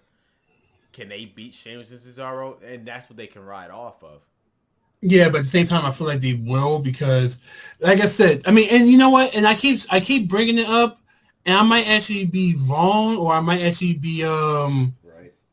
I might actually be wrong, or I might actually be excuse me, I might actually be way off on it. But I keep bringing this back up, but Sheamus, I keep bringing it back up in the fact of him being injured or him having his neck injury and everything, and I just think that I feel like that if you're going to have a multi-match, it's going to be good on Sheamus. I think that's their goal. And I think that's their goal is to have this multi-person match. So it'll be less strain. The whole point, it'll be less stuff Sheamus has to actually do. So, again, I'm telling you, but WrestleMania is going to consist of a bunch of multi-man matches. You want to know why it's going to consist of a bunch of multi-man matches? Because in the eyes of WWE, there's only two matches that fucking matter on that card. And I am not referring to the WWE title. It's the Universal title and the Ronda Rousey match. Nothing else matters to them. To them, those are the two main selling points for some reason. Nothing else matters, which is why I guarantee we're going to see a bunch of multi-person matches here. Because nothing else matters on that card. Not even Nakamura versus AJ. And it's not. You again, what kills me the most at this pay-per-view, where they officially declared whoever wins this match will face Brock Lesnar in the main event of WrestleMania 34. Thank you. Thank you, Dave, for confirming that for me. Even though we already knew it, thank you for confirming that for me. I can now sleep rats like nicely tonight with that, because I was fearing Roman Reigns wasn't going to main event WrestleMania again for 3 years in a row. Yeah, no. But that's just that. But we'll see with the multi-man match. Again, Asuka versus Nia. Up until before the post match happened, I thought this was a great move. Again, Asuka won. They protect the streak, but they also booked in their way to make Nia look dominant. Where it's like, okay, she barely won though. So then now it would have been credible against Alexa, where it's like, okay, if Asuka leaves, well, Nia just pretty much gave Asuka her limit. Obviously, she's the next in line to face Alexa. But then that post match happened, and I hated it. They made Asuka look so weak. And then I even told my brother, they can't put her on SmackDown. It's gonna make it look like a joke, because she was so afraid of Nia that she had to go. It would have made her look so weak. Now, like I said, they booked themselves into a corner where it's like, she has to stay on Raw. Otherwise, she's going to look weak. She couldn't handle Nia. Because now all I have to say is that I ran off Asuka. She was so afraid of me that I ran her off to SmackDown. Yeah. You see the issue with this now? You put yourself in this situation. Now on Raw, you're going to have to ask yourself, which is more important to you? Nia facing Alexa or protecting Asuka's streak? Which one is the choice is yours? And now they booked themselves this way. Because if Asuka would have left after this, and I personally think they realized that, if Asuka would have left after this match, boy, you just killed her character. But there was that. We had the Ronda. Now, I'm not going to lie. The Ronda Rousey thing for me was the whole, like this was the whole pay-per-view for me. This was amazing. And I'm not talking about Ronda Rousey. I'm talking about Kurt Angle. Boy, this was amazing. Did you have a chance to see this segment? I did watch it. I did watch it. It was amazing. I did watch Kurt Angle being a little snitch. No, it was just the best line out of it was, he was like, what? She embarrassed you now 3 years later, we own the bitch? That was amazing. Cause it was just, the way Kurt Angle just delivered the line, it was good. It was good. Like I said, like he straight up snitched on him. Like, yeah, it was so good. This far exceeded my expectations. What they were gonna do with Ronda Rousey, like this literally exceeded everything. Now she does still need to work on her talking, but I understand that she was probably nervous too. Not only that, this was literally her first time talking on the mic before. I don't think, and my brother pointed this out, I don't think she realized that the superstars actually yell while they're talking. She was talking normally, and that's the problem. Well, you can't talk normally on the mic. Well, I mean, if you're supposed to be liking Roddy Piper, you should know that it's an old joke of, like, almost every 80s wrestler shouted in their promos because the amounts of cocaine that they have done. All but Jake the Snake. Yeah, I know. Jake the Snake is a weird one. Who will calmly tell you that he's going to whoop your ass. Yeah. But and that's that. I think that was, and I think she realized overall it was obviously that she improved on that because she forgot to yell in the mic. I don't think she realized you're supposed to yell while you're talking, but yeah.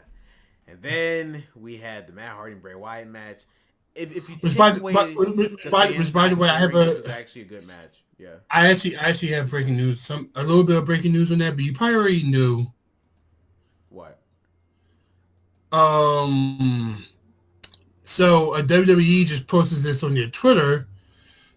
The great deletion is happening. They just posted on their Twitter. They posted it on their Twitter. Let me see. Actually, it's also on Matt Hardy's Twitter, but they did an article about or the Woken Matt Hardy promises the ultimate deletion following Bray Wyatt's challenge. Interesting. So the challenge that he's been kind of been, saying this for a while.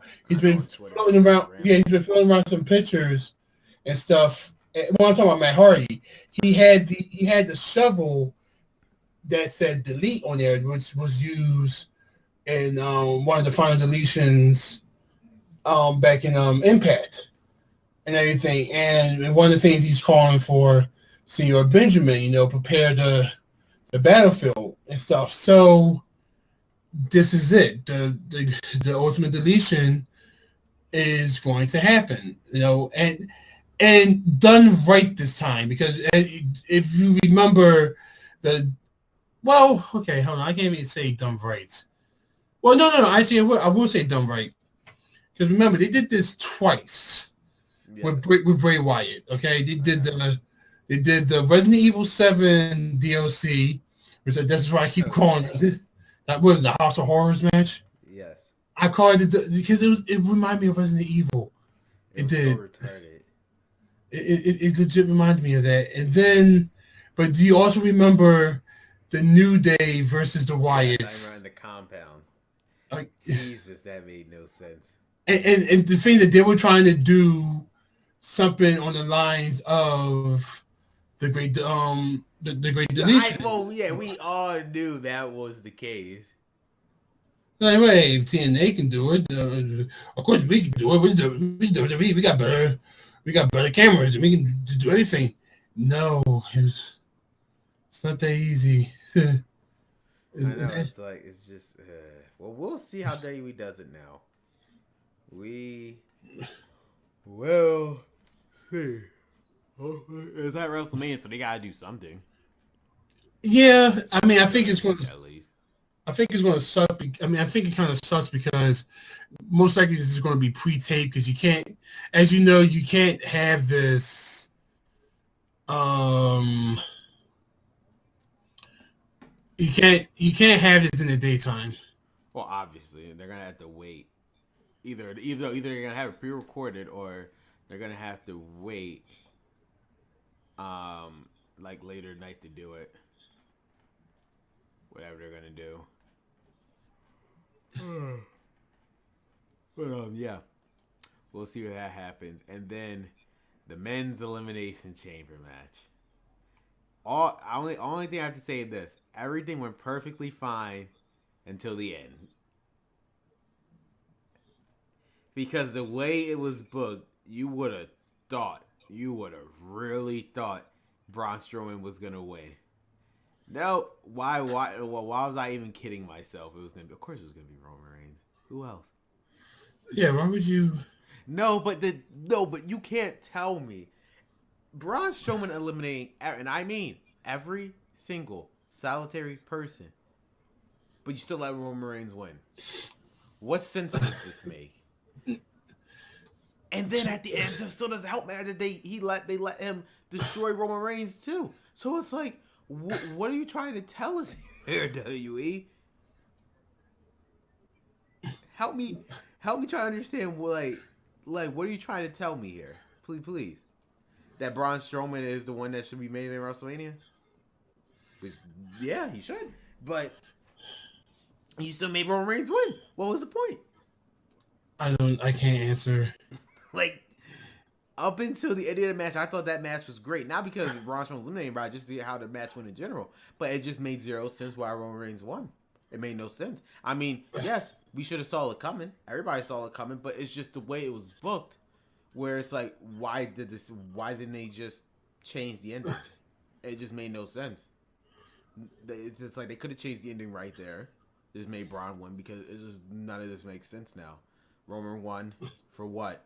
Braun Strowman just showed he could take on any single person in that locker room, including Brock Lesnar. He can last out 7 other people, but respectably, Roman Reigns can beat Brock Lesnar. Got it. Hey man, there's a method. Made no sense.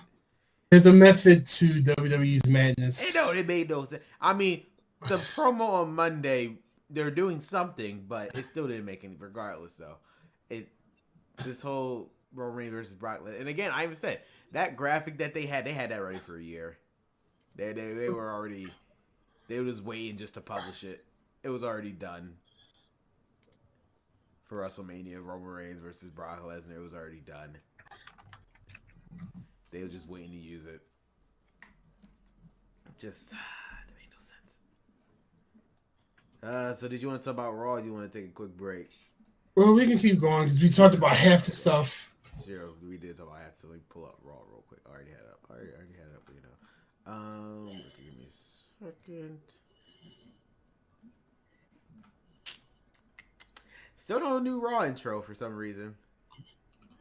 I don't. I think they actually won't. We probably won't get another Raw intro. Intros now, and it's just it's sad. No, I'm fine with it. But I like the intros. Yeah, but same time it's like, wasting time. Got sick. I'll tell you what happened. They got sick and tired. Keep editing out the cruiserweights when every one of them kept fucking up. First was That too. Then it was Enzo. It was like, you know what? Fuck it. They're not worth it.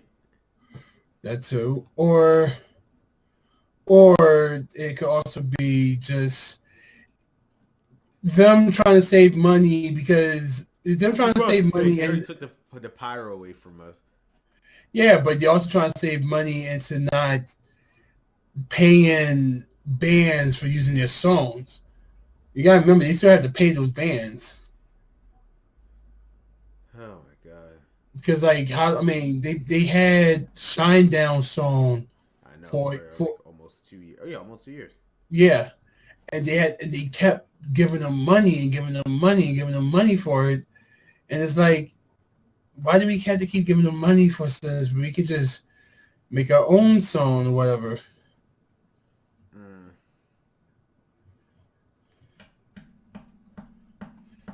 I just hope. We'll see. So Raw started off with Alexa Bliss and Mickie James. I mean, it made sense why Mickie James was out there, but didn't make sense. I guess I understood what they were trying to do. So Alexa Bliss came out. She obviously just talked down everybody who's in the chamber, and now she's talking about she's focusing her attention on Asuka. And now she could beat her at WrestleMania. Then Asuka came out. Alexa was still talking down to her tonight. Jack, this makes me believe this. This is why this makes me believe it's going to be a triple threat. Also, my friend who is Vietnamese, really did not like that from really did not like that promo. The whole talking slow for Oscar to understand. They don't know how to book her. That's why. Yeah, but come on, like to sit there and be like, maybe I'll talk like this for you to understand. And it's like you didn't have to do that. I know they just don't know how to book her. And again, Asuka didn't even say anything because Nia Jax came out. They attacked her. Well, Asuka attacked Mickie James, which made Mickie James attack her. So I do understand why Mickie James is I understand why Mickie James had to attack Asuka because it made sense in the story. Because again, she attacked the first Mickie James and she didn't do nothing. But yeah, and then Bayley and Sasha came out, and then we had the six woman because Teddy Long came out right after that, off air, and he announced the 6-woman tag because we already saw that coming a mile away. So the 6-woman tag match happened. The match was fine. Blah blah blah. The main key point is when Sasha tried to tag him Bayley jumped off the ring and she said no. The match continued. Eventually Asuka got in, she did her stuff, and she was able to, with the help of Bayley, able to make Mickie James tap out with the armbar. And based on the way Michael Cole was talking, Asuka is dead focused on Alexa Bliss in her Raw Women's Championship. Now, how is this going to make any sense in 2 weeks when we see Asuka on SmackDown? Right? you see, this is my point. None of this is going to make any sense. Here's what my main thing was. And that was Bayley actually showing some sort of heel turn. I wanted to say heel turn. I'm not. Because Sasha kind of screwed her over in the chambers, though. Well, yeah, but I'm saying not because you can't tell a heel turn. It was pretty much revenge. Yeah, I mean it was justifiable revenge. No, because it's like, hey, You kind of fucked me over, so Yeah. So I mean, I don't feel bad. Like they did the right call there. So we'll see Sasha versus Bailey. I'm assuming at WrestleMania. Whether or not she's on the kickoff show, we will have to see. So because I can't fathom, I'm not trying to be sexist, but I can't fathom more than three women's matches on the main show. I'm just saying. mm. That's all I'm saying. I'm not saying because I don't think it's gonna happen. I don't think WWE's gonna allow that to happen. My question is, are they going to have? Oh wow, they won. Okay. My question is, are they going to have another Sasha versus Bailey match? They are. It's gonna be at WrestleMania. The question is gonna be on the kickoff show or not. That's the question you're gonna have to ask yourself. I don't think it's going to be a kickoff show. They could. They did I have don't. on Austin Aries last year. True, but I feel like Make those sense. two. Yeah, but those two, I kind of feel like They even I did don't Dean know. Ambrose and Baron Corbin. That's why I said it's like it's not out of the realm of possibility. Yeah. But so John Cena came out to address his road to WrestleMania. Again, this guy is just something else. He is just trying to make us believe he is not going to be at WrestleMania. Really? Because again, I help me understand, John. You didn't seem to have this issue last year when you weren't even in the goddamn Royal Rumble match, and you somehow found your way at WrestleMania. Like it's like, again, like you didn't seem to have this problem last year. Why is this year so different? Huh? hmm Makes no sense. So he's saying I should have done this a long time ago. I challenged The Undertaker. Everybody cheered, but he said, but I was told it can't happen because that match is impossible. So, because of that, I'm going to find a new way to WrestleMania. So that's why I'm going to be going to SmackDown and find my way there. Which I told you, I'm like, watch, he's going to find a way to interfere with this. And fuck me, yes he did. He did it. He did it on Tuesday.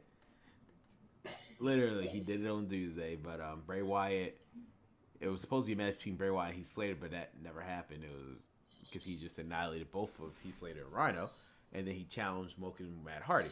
So, Which, as you just said, the ultimate deletion? yeah, they're calling it the ultimate deletion. They can't call it the final deletion.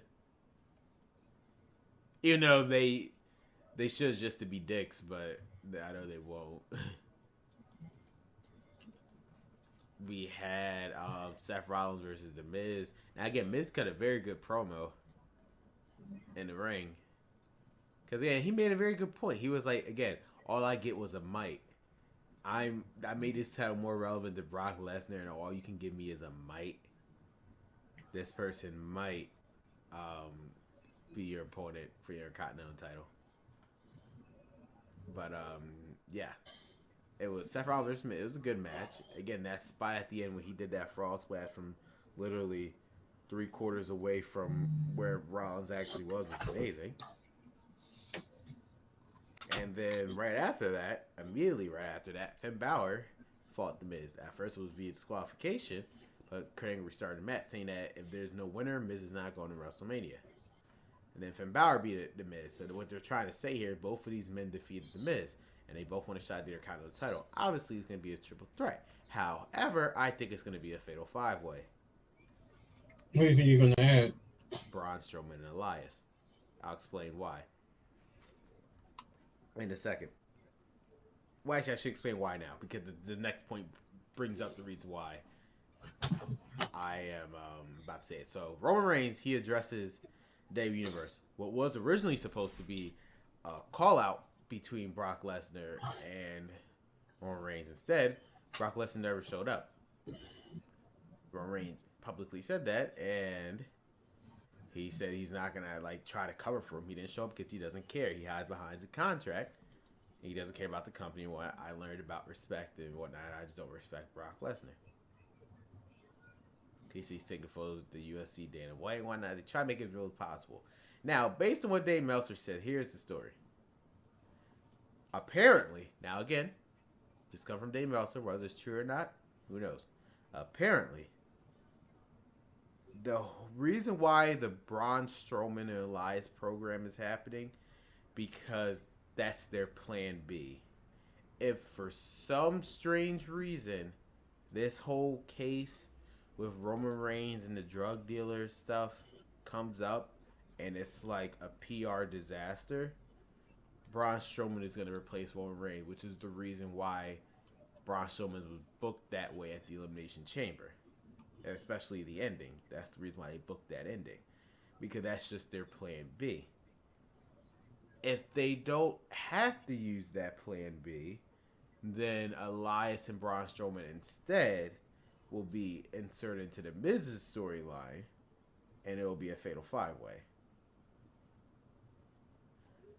So that's why Braun Strowman and Elias having this weird storyline, because Braun Strowman is plan B. And for some reason, Roman Reigns cannot compete at WrestleMania. So that's the reason why I said it could be a fatal 5-way. It depends. So either way, we're going to have one or two things going to happen.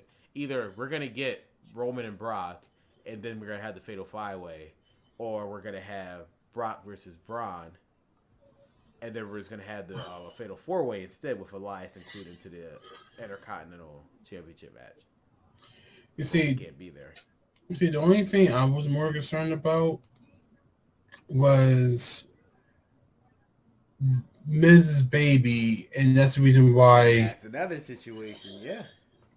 That's why, again, Braun Strowman is plan B, because what will happen there if the Miz can't make it, the situation be he had to vacate the title, and then it will be a fatal 4-way with Braun, Elias, Rollins, and Balor. So that's why this whole Braun Strowman Elias feud is like, it's weird, but it's because it's positioned in a way it's like none of if you saw on Raw, nobody won. Yeah. Because they're making sure none of them look weak heading into their matches. Because, again, Braun Strowman is their backup plan. And this whole Roman Reigns situation is bigger than what they actually think it is. If it's not, then they're both going to be inserted into the Fatal 5-way. So, we will see. We will definitely see. Again, we had the as you said, the Cesaro and Shane titles for Raw 3 Falls match. We already covered it. And again, the promo at the end, we could go anywhere. The Braun Strowman versus Elias thing. Again, as I literally just talked about, the match ended via disqualification because, again, they're trying to make sure both of these men look strong. If for some reason Roman Reigns can't do WrestleMania, Braun Strowman is the plan B. And if he can, then both Braun Strowman and Elias will just be in a fatal 5-way with The Miz, Balor, and Rollins. And then we had the main segment, Ronda Rousey, Triple H, and Stephanie McMahon. So, Stephanie McMahon and Triple H really wanted Kurt Angle to come out. Instead, they got Ronda Rousey. And then Kurt Angle came out and said, hey, guess what? Laws, it was a lie. I need this job. That was the best thing. That was the best line I heard all that whole night. Which kind of makes you wonder of him saying, "I need this job." Does that mean that this stipulation is coming up is going to be if Kurt Angle loses, then he's fired? Yeah. Probably. And everything, because I don't know how long his tenure in WWE is, to be honest. And he obviously signed a contract, so how long was the contract? Yeah, that's what I mean. Like, how long is that contract that he signed? It was more than a year since he's still here. At least a minimum a year. I mean, and he only signed that because they needed an out because of McFoley having to get the surgery and stuff. And everybody was wondering, well, when's McFoley coming back? He's not coming back. Like he's healed. He's healed, yes, but and he can do anything he wants to. But as far as the WWE anything, he's 100% done. He doesn't want to. Like he still watches, yes, but he doesn't want to have anything to do associated with it anymore. Yeah, he doesn't. Yeah, he doesn't want to do anything with the traveling. He doesn't want to have to do with the, all this, remembering this, and doing all that. Like he's pretty done, which is fine because it's like, look, I've been in this for like 20 plus years. Yeah, break. Hey, it's perfectly fine with me. So yeah, I mean the best part was obviously when Seven Man apologized when both her and Triple H were leaving for some reason. Literally the most randomest thing I have seen ever in history. Triple H just punched Kurt Angle for no reason. My friend said that he It gave was the him most ridiculous thing I've ever seen. My friend said that he gave him a Joy Jihad. Because literally all he did, he was going after, he punched him and he's just quickly going out. It was like, yo, that just came out of nowhere. For what? Like, it just did not make any sense. I mean, I get the story is gonna be a tag team, but like, just that punch just made no sense. He literally apologized, but you still punch. Like, what? Why? Like, none of that made any sense. That was the most randomest punch I have ever seen. But yeah, that was that. I mean, I guess we continue. We're almost done. We'll go to SmackDown. No, this is the part. Yeah, this is the part where we take a break because I gotta use the. Yeah, I need to drink anyway. But all right, guys, we'll be right back.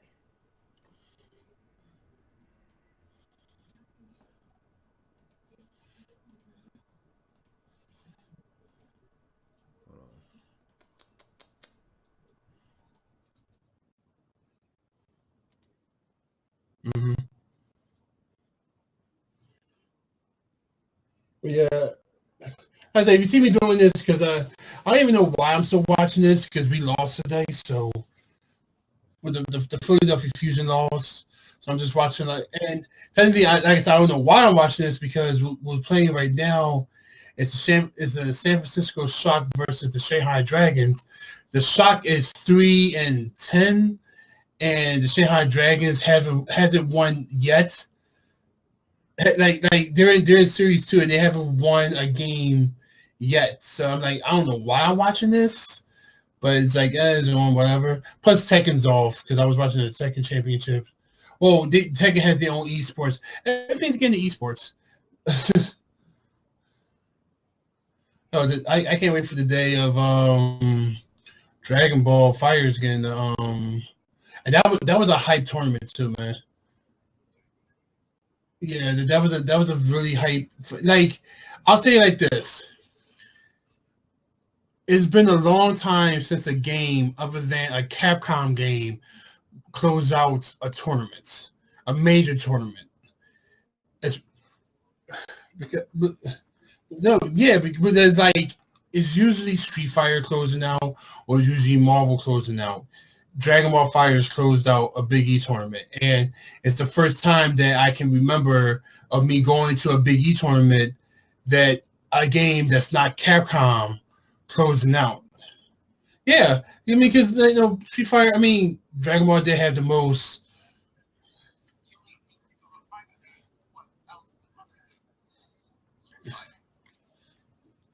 Yeah, but things are changing now. Dragon Ball is not the standard.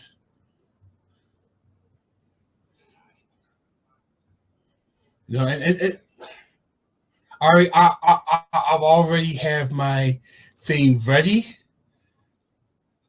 I'm not. No, I haven't watched it yet. But I already have it up and ready. As soon as we're done, it's on my second screen. So yeah, it's ready and it's paused. All I gotta do is just as soon as we're done, as soon as I hang up with you, I look right over and I start watching. Yeah.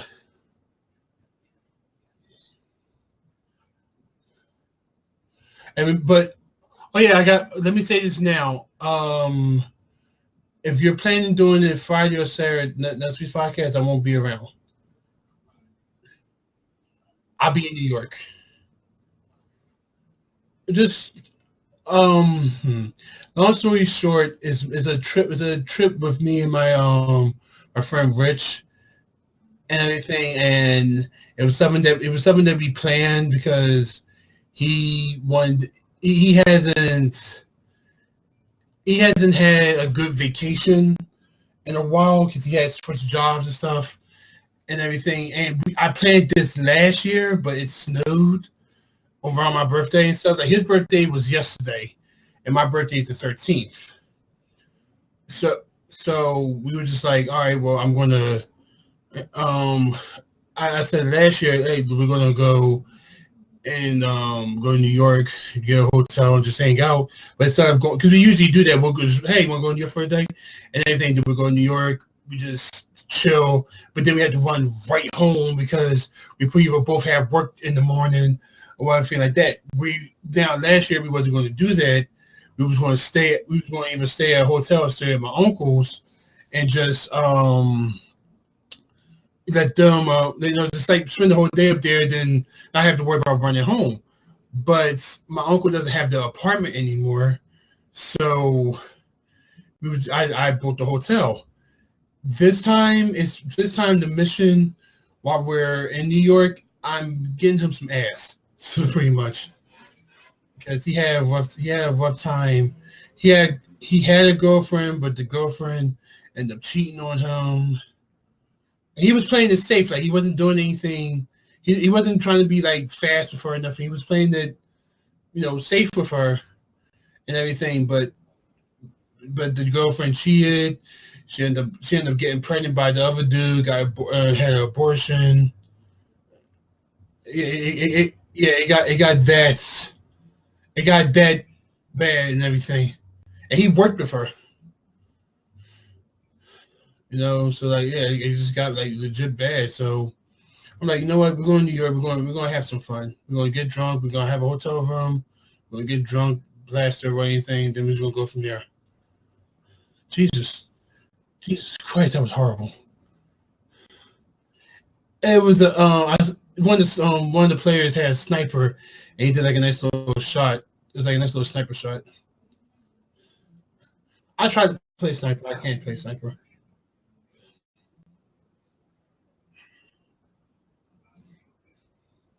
Not really.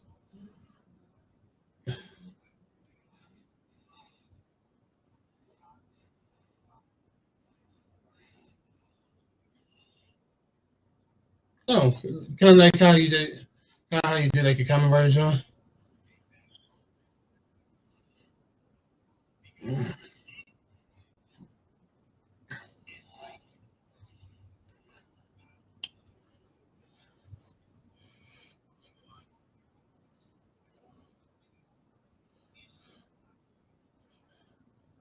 Well, well, oh, okay. What I'm going to say was you going to add footage from other common writers, or was you making your own? All right,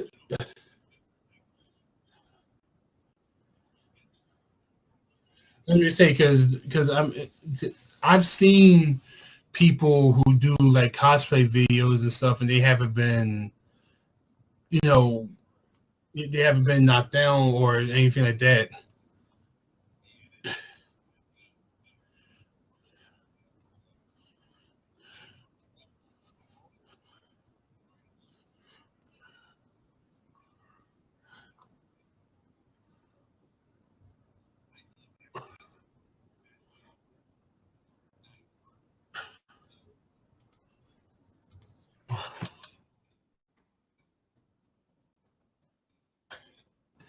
Arkham Knight, Arkham Knight, um, Asylum is say Origin. Yeah, okay, yeah, I was actually getting to that.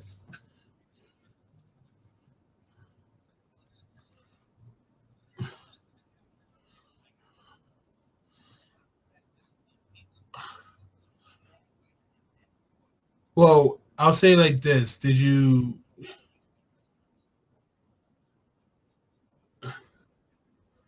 Well, my question, because it actually happened to me, but did you put it down that it's not your own, it's not your footage or whatever?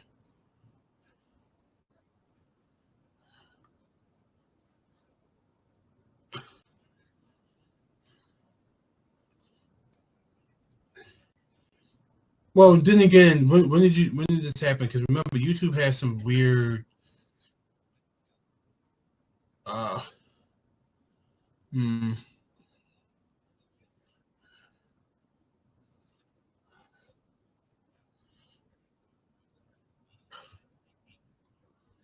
Yeah, because that happened to me. I uploaded the full version of Get Lucky and everything, and I'm like, but they sent me a thing. I'm like, how when this person uploaded it, the same as that thing?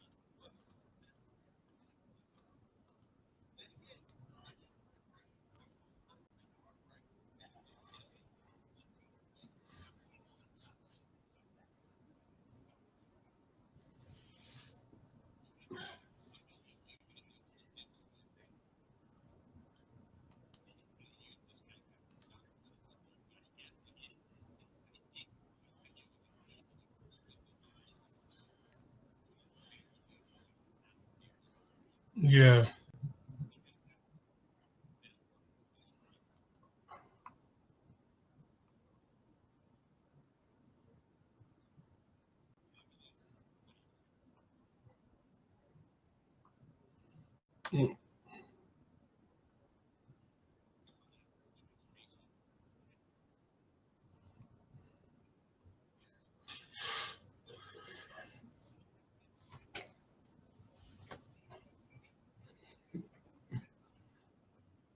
Uh,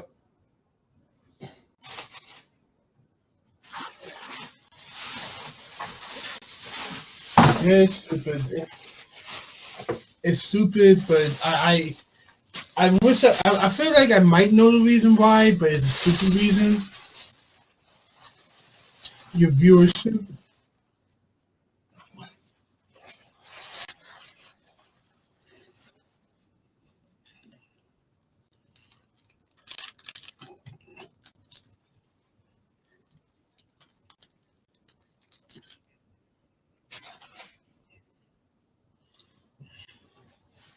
Yeah, I mean I don't know. Sometimes YouTube can be remember, YouTube said the copyright to Nintendo for for airing Nintendo stuff.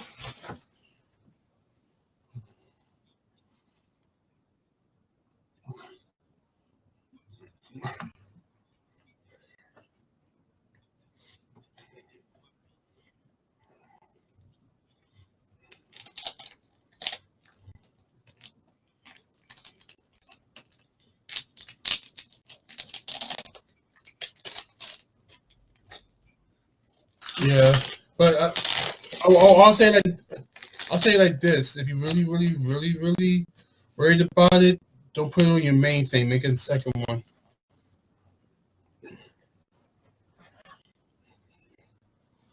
Oh, I know what you're talking about. Mm.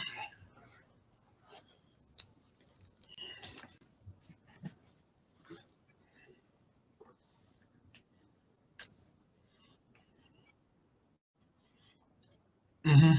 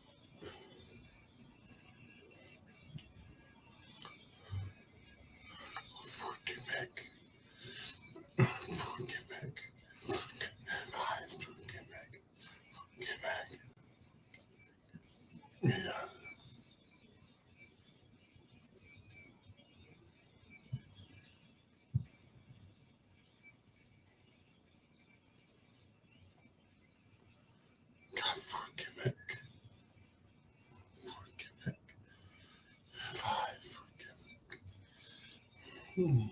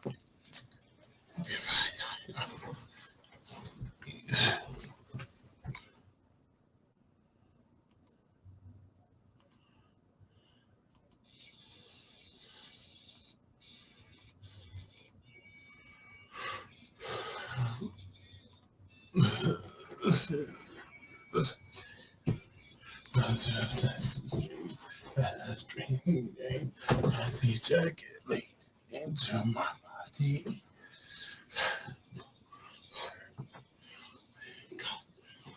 Pieces.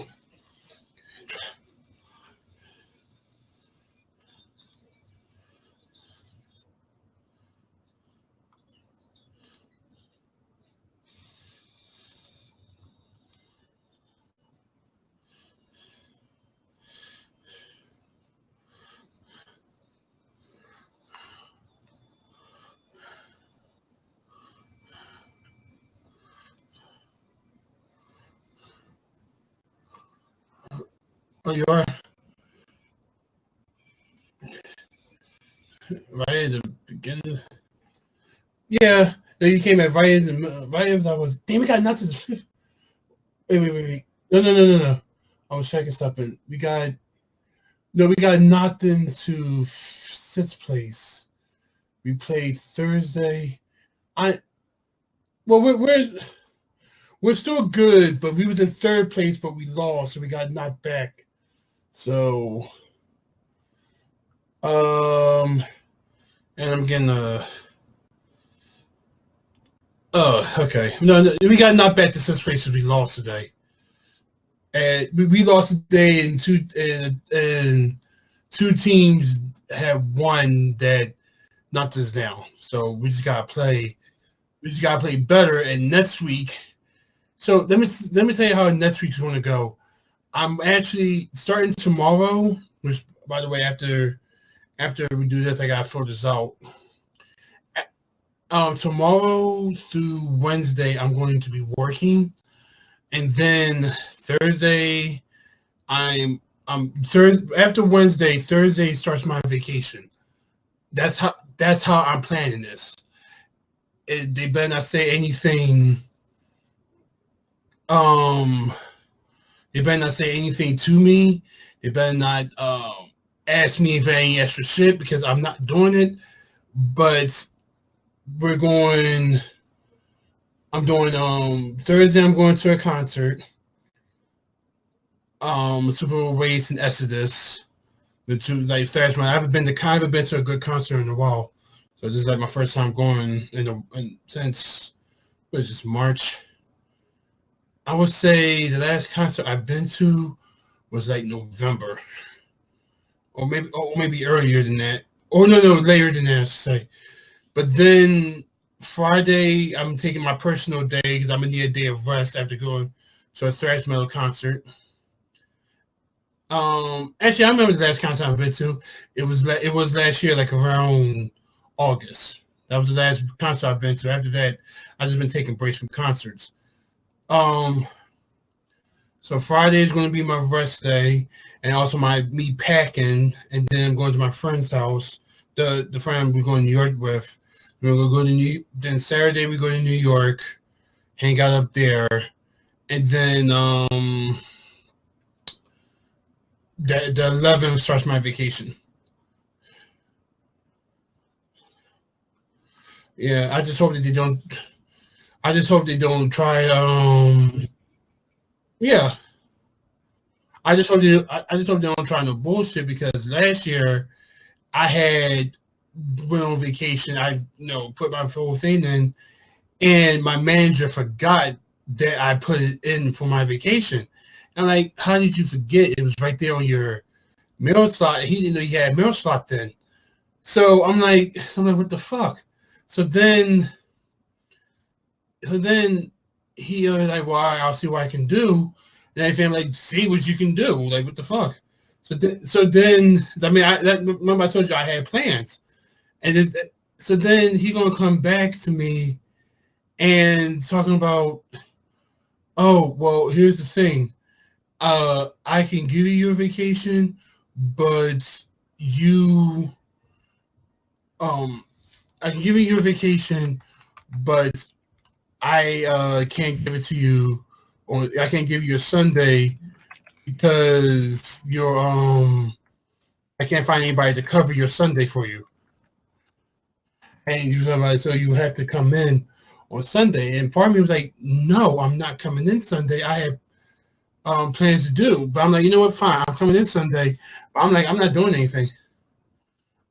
I will stand around and look at people and blink for 5 to 6 hours and go home. And everything.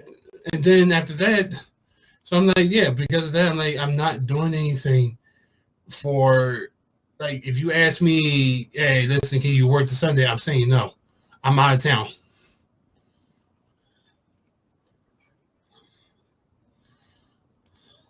And that's why I always leave the message with my managers, like, please, if there's anything you need from me, please hesitate to call me. You're like, hesitate? Like, yes, that means don't call me. I will ignore your number. Unless the store's on fire and I know the code to stop it, which I probably don't, then please do not call me and ask me for anything I would not answer. Matter of fact, when I go to New York, I'm actually not going to be on. I'll probably be on like Facebook or Twitter for like a handful of it, but at a certain point, I'm taking myself off of social media. I told my friend, like, this is something that's going to be me and him.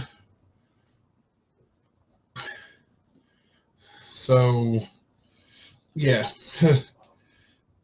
But yeah, I'm ready to start. I'm fixing I got new sneakers. I'm just fixing them up.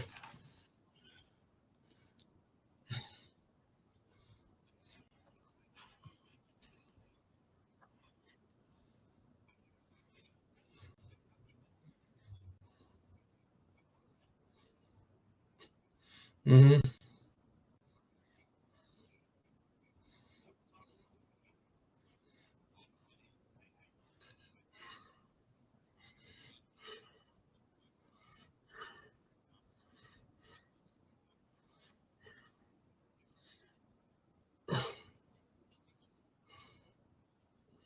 Huh? You know what I'm saying? There's a difference.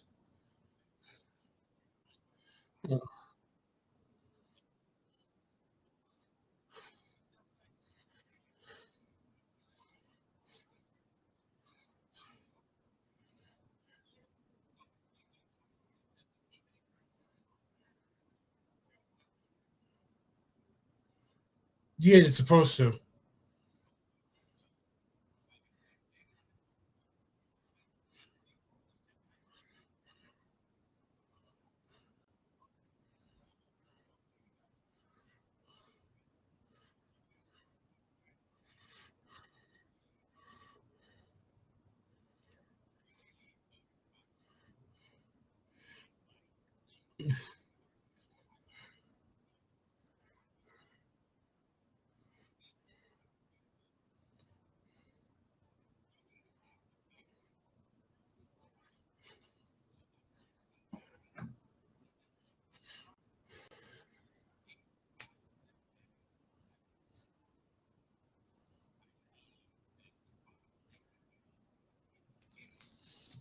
Yeah, if they're not answering your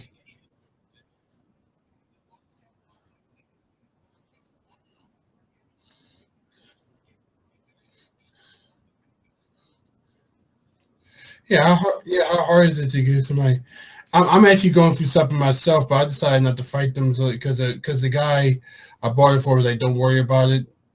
But I bought like a phone, a battery charger for his iPhone, and I know I had said for iPhone 6 S Plus, but they sent me one that was smaller than that. So I sent them a thing. I'm like, y'all sent me the wrong thing. And they sent me talking about, well, what you could do, you could just keep it or sell it to somebody or anything, or or or or if you send it back to us, we're going to take $3 off. But the thing, I'm like, I'm not asking for a refund. I want I want a replacement. Like you're not, now, what you're doing is making it, you know, yeah. And anything, and part of me is like, I want to fight this, but the guy's like, don't. Yeah, and but the guy's like, no. The guy I bought off was telling me like, don't worry about it because it's not on me to like try to fight for it. But he said just give him a bad review.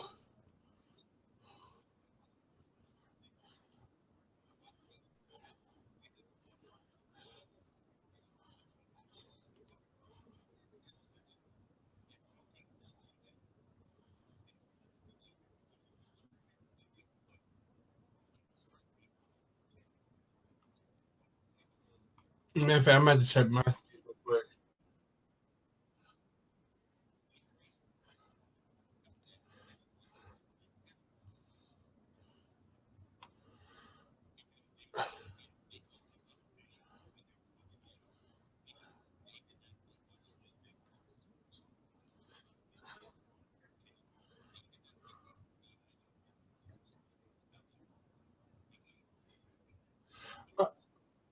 Well, no, it's actually way too late because I just saw saying I have till, oh no, I have till the 6th of April. But this is what you said. You said, dear customer, thanks for your message. We're really sorry to hear that, but it seems like you bought the wrong item. The item you bought, we said the item you bought is for the iPhone 6s, not for the iPhone 6s Plus. In this case, could you just please keep the item or send it to your friend, or uh, or send it to your friend as a gift and buy the correct one directly, or you can return it and give a refund. However, you should be responsible for returning the postage as is. as it's not our bad. Plus, the spelling is horrible. Also, is it also $3 would be deducted for the refund and restocking and anything. And I'm sitting here, I'm saying something like, first off, I'm not asking for a refund. I'm asking for an exchange. I'm sending you back this item. I'm asking for an exchange of the item. If you don't have the item, then just say that. But since you want to act like, then I'm about, and you're right. Maybe I should say something.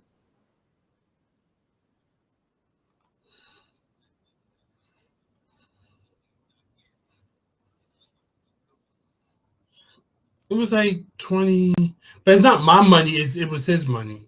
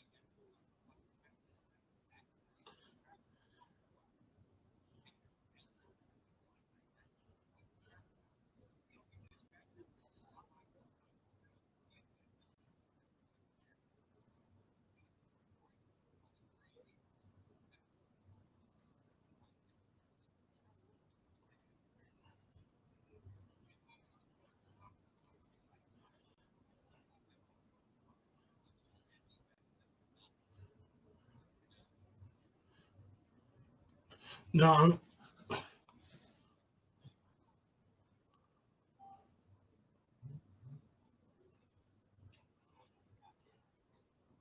well, I'll keep you updated on it. I personally, for me, I'm not going. Personally, I don't really feel like fighting them with this personally. But at the same time, I should say something to him about the fact of, hey, don't try to sit here and make it seem like that I haven't.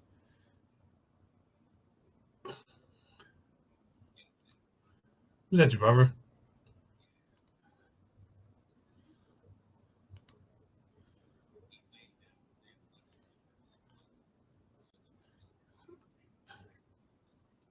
Yeah, let's get back on. We were not supposed to get back on like 5 minutes ago.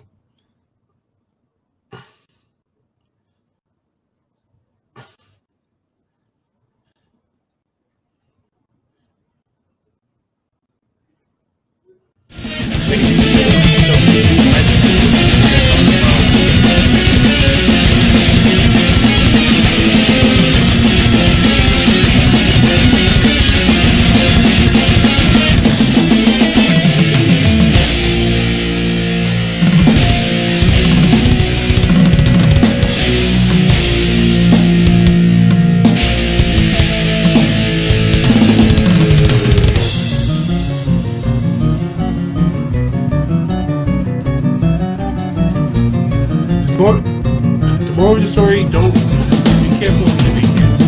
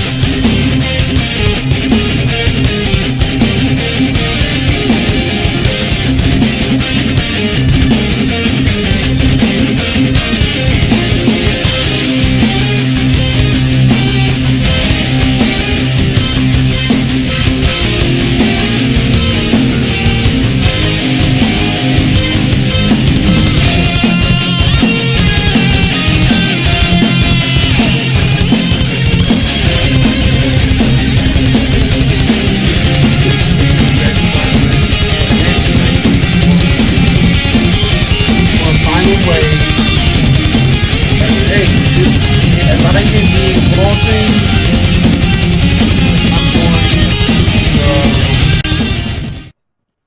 I'm gonna find a way to get into this, one way or the other. But yeah, so moving on, we have Baron Corbin versus Sami Zayn because last week I think Kevin Owens fought Sami Zayn, so they did a reverse this week. Kevin Owens was on commentary, and damn, Dolph Ziggler. Well, before you talk about that kick, yeah, he kicked the little daylights out of him. I actually thought he hit the table, but it looked like a really bad whiplash. But Kevin Owens, we already know this, but Kevin Owens on commentary, I know. Yeah, on commentary is just amazing. Like if he were retired, he should just be a commentator. It's amazing. He just doesn't care. I'll always never forget that Payback pay-per-view where he was wearing JBL's hat. That will always forever be a meme. When he was wearing the hat. Because it's just so ridiculous. Why is Kevin Owens on commentary? Is just whatever. But yeah, obviously he was out there for his friend Sami Zayn. And as he was talking, again, Dolph Ziggler came out of nowhere. He kicked the shit out of him, and then he hid, so Sami Zayn would not. Sami Zayn would be confused as to what happened. And what you call it? Baron Corbin took advantage of that. He hit the end of days. Corbin came out victorious. Then Dolph Ziggler did zigzag on Corbin, make sure he was the last one standing, basically saying yes for themselves. So, because as of that moment, it was still a fatal five-way. Now, again. Oh, wow. Actually, I did not know this. Wow. I'm a week late, but after reading this article, I did not realize this was a thing. So, apparently, I'm related to what I'm about to say. Becky Lynch challenges Carmella to a match next week. I did not realize that. But, all right. It was Ruby Riott versus Naomi next. Why Carmella? That's very random. That's why I said I had no idea, but apparently that's official. I didn't even realize that was announced. But I'm literally a week late on it. I mean that's fine because where the hell has Carmella been? I thought what they were doing was keep her off until WrestleMania, and then she cashes in. That's what I thought she was gonna do. But yeah, so Rhea Riott fought Naomi. The whole thing is, again, Charlotte beat two of her people, so now Rhea Riott's doing the same exact thing. And she did it with Naomi this time. So now at Fastlane, it's going to be Charlotte versus Rhea Riott for the women's title. And again, my whole issue with this, and this is fine, the issue is, if they make Asuka come out after Charlotte, what was the point? For both Raw and SmackDown. What was the point of wasting Nia Jax's time for 2 weeks? And what was the point of this match if the inevitable was going to happen?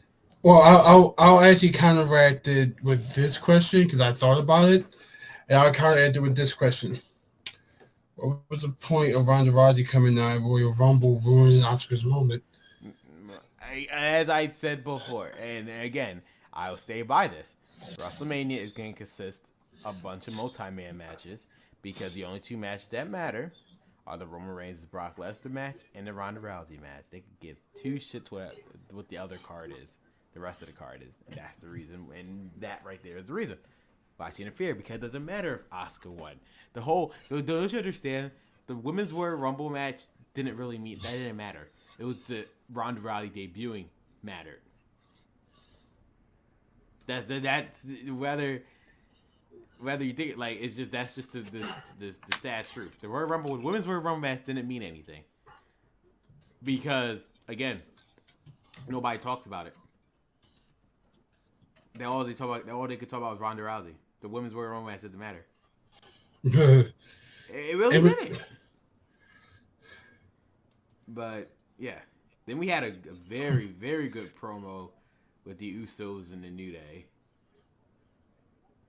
And they do back and forth with each other, and they were just again staying there, claiming how the Usos. They brought up a good point.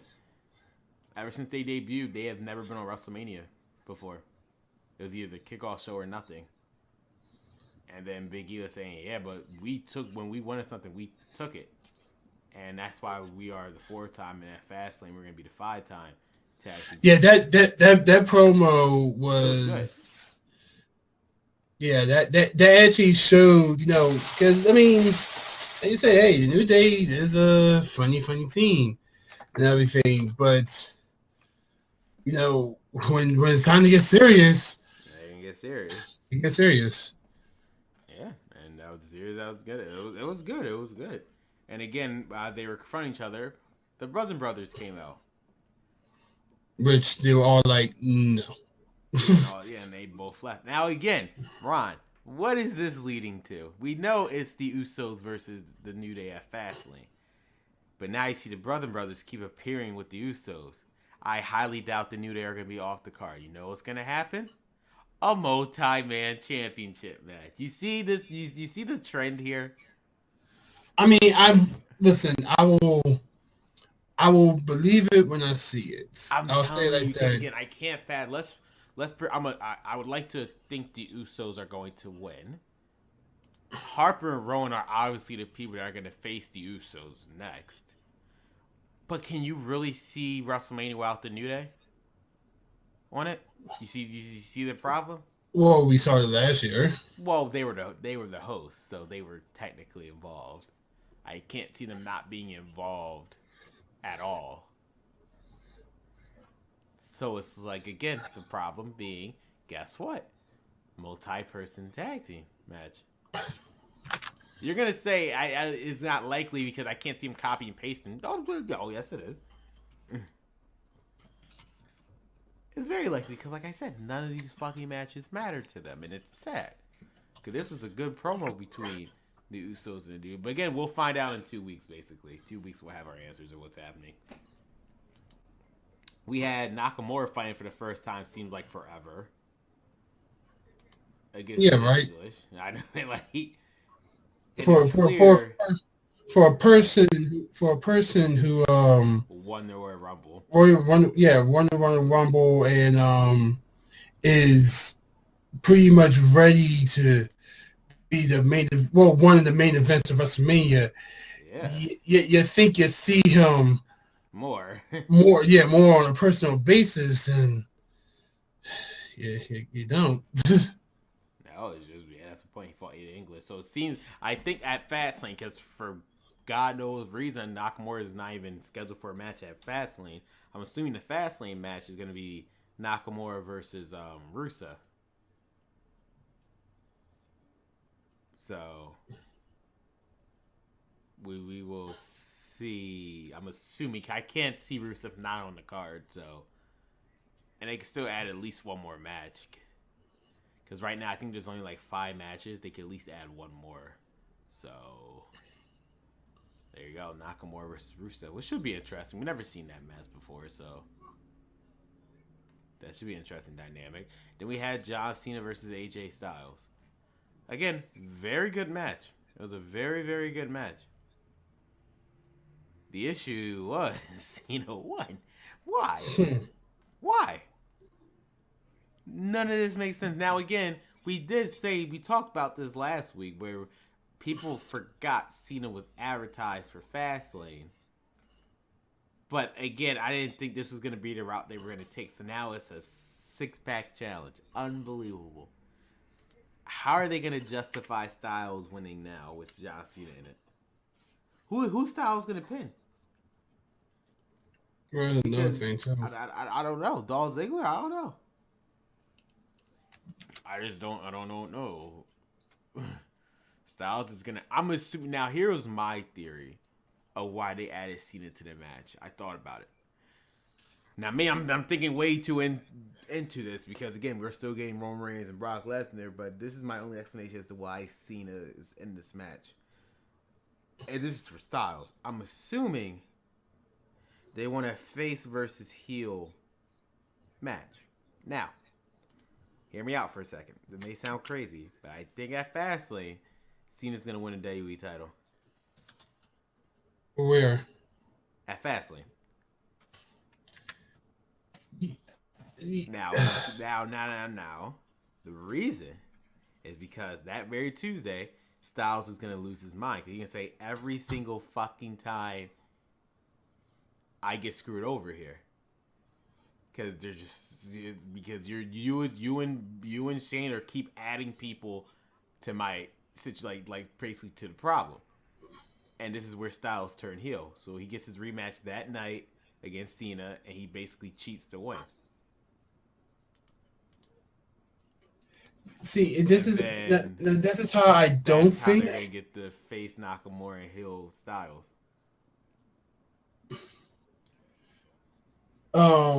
This is how I don't think it'll happen, because one, I kind of feel like that they won't do that, being to the fact of I don't want the I feel like that as of late they have been listening to their fans somewhat. At least Triple H has. Mm-hmm. I don't think. It won't be a straight up face versus face match at WrestleMania. That's not gonna happen. Well, it's not. All right, it's not the fact of face versus face. I think it's more the fact of this is what people wanted. You know, No. for help, for fuck's sakes, and I'm going to say this right now, the Lesnar Roman match, I feel like that's going to be on the lines of, that's going to be on the same lines as Lesnar Goldberg 1. I know where nobody's going to care. I know. Nobody's not going to care because of the fact of they know Brock is leaving and they don't care about Roman Reigns. Exactly. Okay. And that's how I look at that. Now, but this is like this match right here is Nakamura versus AJ is what the fans want, well, and I feel like that's all we got. And I feel like that's what I feel like that's what they're going to give. At least Triple H is what is probably going to want to give. He's probably going to want to give us Nakamura versus AJ because that's all we've been asking for. We've been asking for that for a year. You know, for years since they came in. And we even saw them hinted and stuff. Mm-hmm. So I don't really think that, suddenly here comes John Cena and be like, hey, let me butt my head in here real quick and show you how the WWE does it and whatever. Because again, dude, I'm telling you, no, it's gonna be Nakamura versus Styles. The issue is they need Styles to turn heel, so they're gonna use John Cena to do that for him. He's gonna win the title, and Styles is just gonna lose his mind because he said every single time this happens, I get fucked over because of both Shane McMahon and Daniel Bryan. So he gets his entitled rematch, and he's just gonna cheat to win. Because first, again, no, Styles is justifiably right. Again, originally it was just supposed to be a regular match at Fastlane. Then they made a triple threat, and then they made a fatal 4-way, and then they made a fatal 5-way, and then they made a 6-pack challenge. What the fuck? It's like they purposely wanted him to lose the title. This is how he can justify it. And then he just cheats to beat John Cena on SmackDown, and then he gets his title back. I firmly believe because again, if that was the case, that wasn't the case, they would have just made Cena face Nakamura and Nakamura just beat Cena at Fastlane because whoever would have won would have went to WrestleMania. They're obviously going a different route here. That was my very first thought when my brother told me that because I was at work this day when my brother told me John Cena won because I just didn't understand. Huh. Like, why?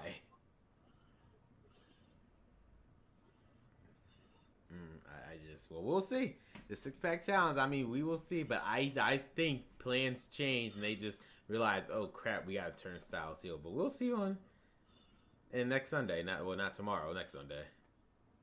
The Big Smash Challenge, did you see it? No, but I already know what happened. Yeah. Actually, and I want to talk about that. I want to talk about that. Remember how? So remember how we all had Assumed. assumed that Strowman and Alexa Bliss was going to win. Mm-hmm. I don't think so. It's the case anymore. It has to be Oscar and Miz because they literally confirmed that the streak matters in this mixed match challenge. So Exactly, and it's like now they shot themselves in the foot. it's But like here's the thing: it won't even be the finals in the match because whoever wins between Braun Strowman and Alexa Bliss against Jim Uso and Naomi, obviously Braun Strowman and Alexa Bliss, they're gonna have to face each other before the finals. So it's like, wow, look what we have here, Dayui. That's the situation they put themselves in. So we will see what the hell they do, if anything. But yeah. So there was that 205 Live. Say Alexander versus TJP. Again, Triple H has established that again this is a complete 205, different 205 Live, and again the match was good. The only issue is because got to work on is this goddamn crowd. That's the issue. Cause no, like this was actually a good match, and it's just sadly the crowd didn't care. Cedric won, which is making me believe. So actually, before I say, who do you think is going to be in the finals?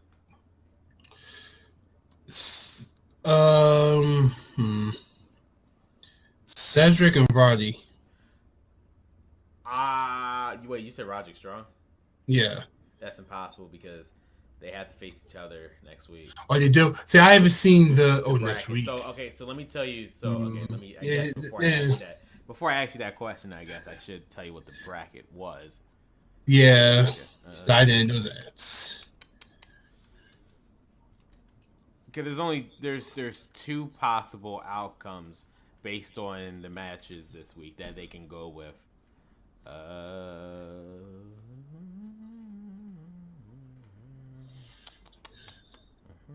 on. Where's the goddamn brackets? I already saw it. Just pop up.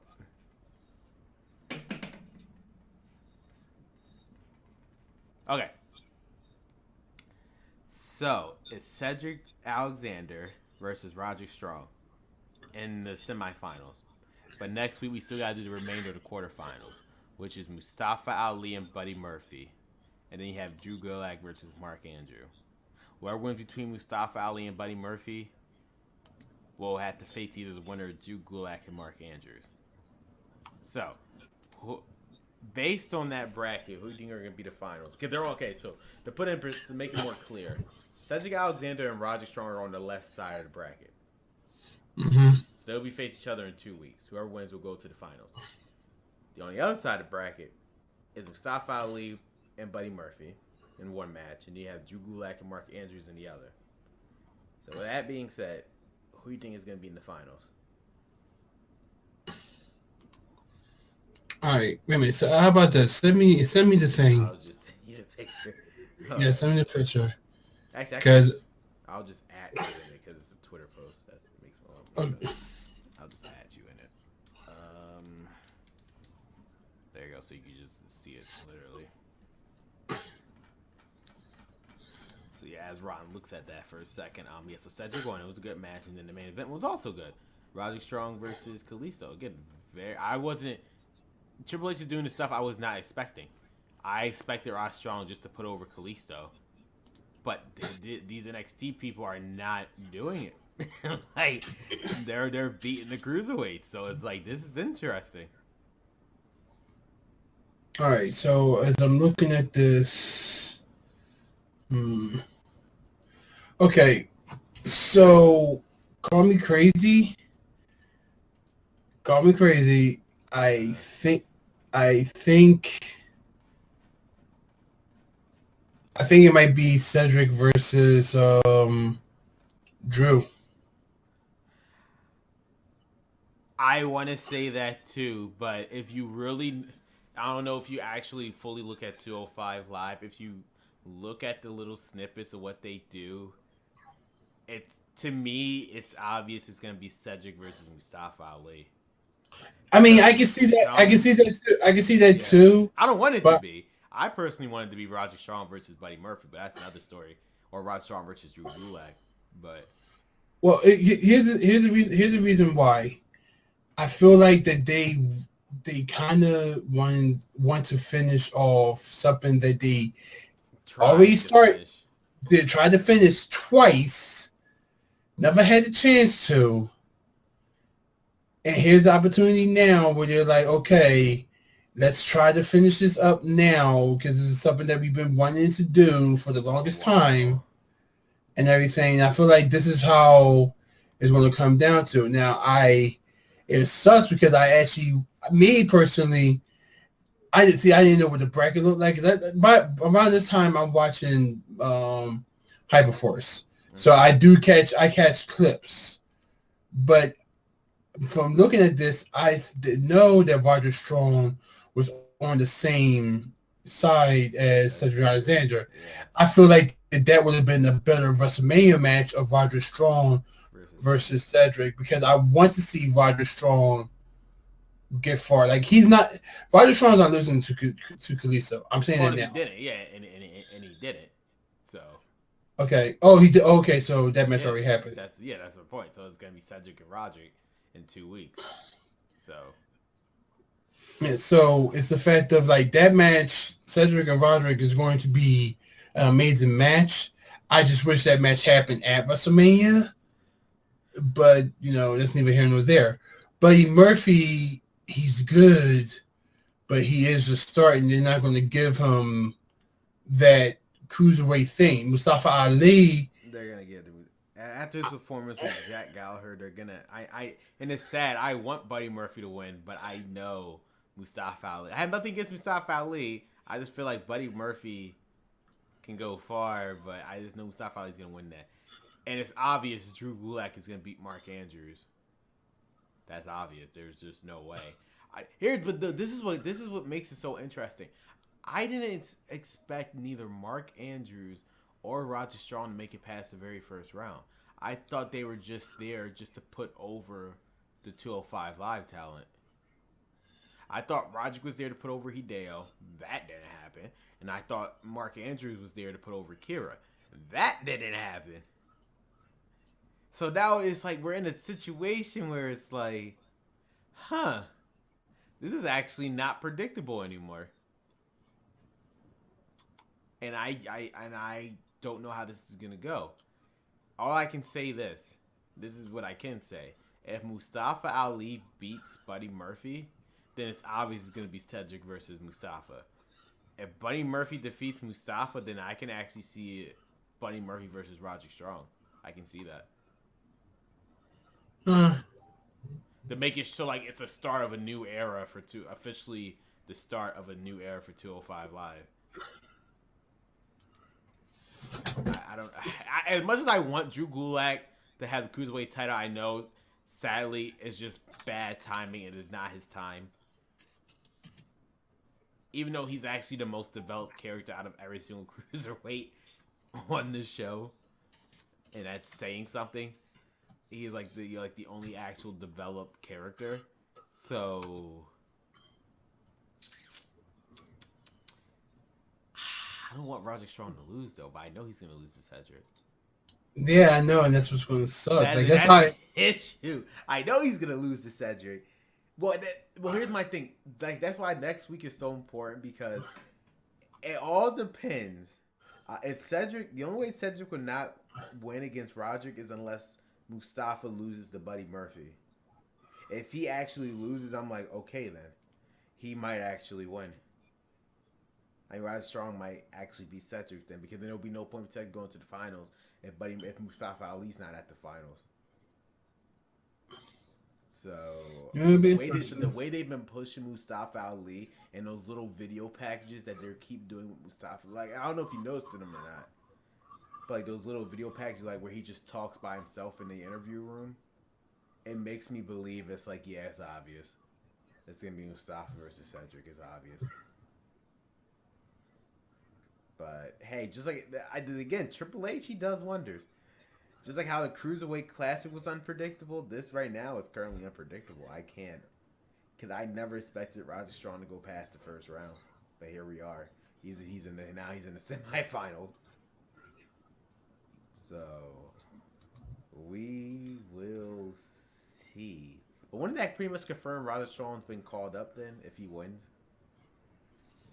Yeah, and I think because officially both Mark Andrews and Buddy Murphy are officially part of 205 Live now.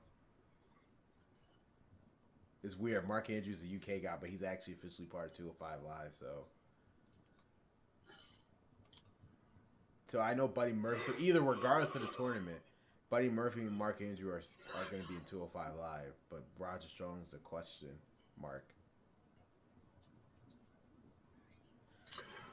I feel like this is a way of making him somewhat relevant, being the fact of like now he's facing, because on NXT side and what we know and everything. I feel like that this is more, like not taking the. I'm trying to gather the words. Not taking away anything from Aleister Black. Yeah, from Aleister Black. No, I get exactly what you're saying. But it's funny that you mentioned that because I'm not going to spoil anything from NXT, but that's why I just find it so strange that Roger Strong has gotten this far because based on the tapings from NXT, he's actually doing something, which you're going to see probably in this week's episode. Just send me it. All right. Because I probably won't even be home. Yeah, but I was just saying that's my point. That's why I just find it so you'll see what I'm talking about next. Well, in next week's episode.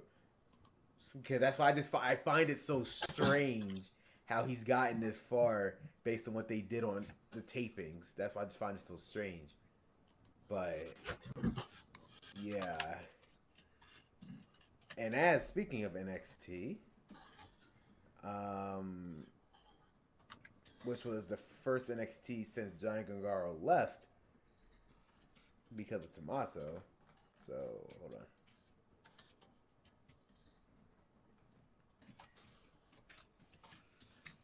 It was first the Velveteen Dream versus Tyler Bate.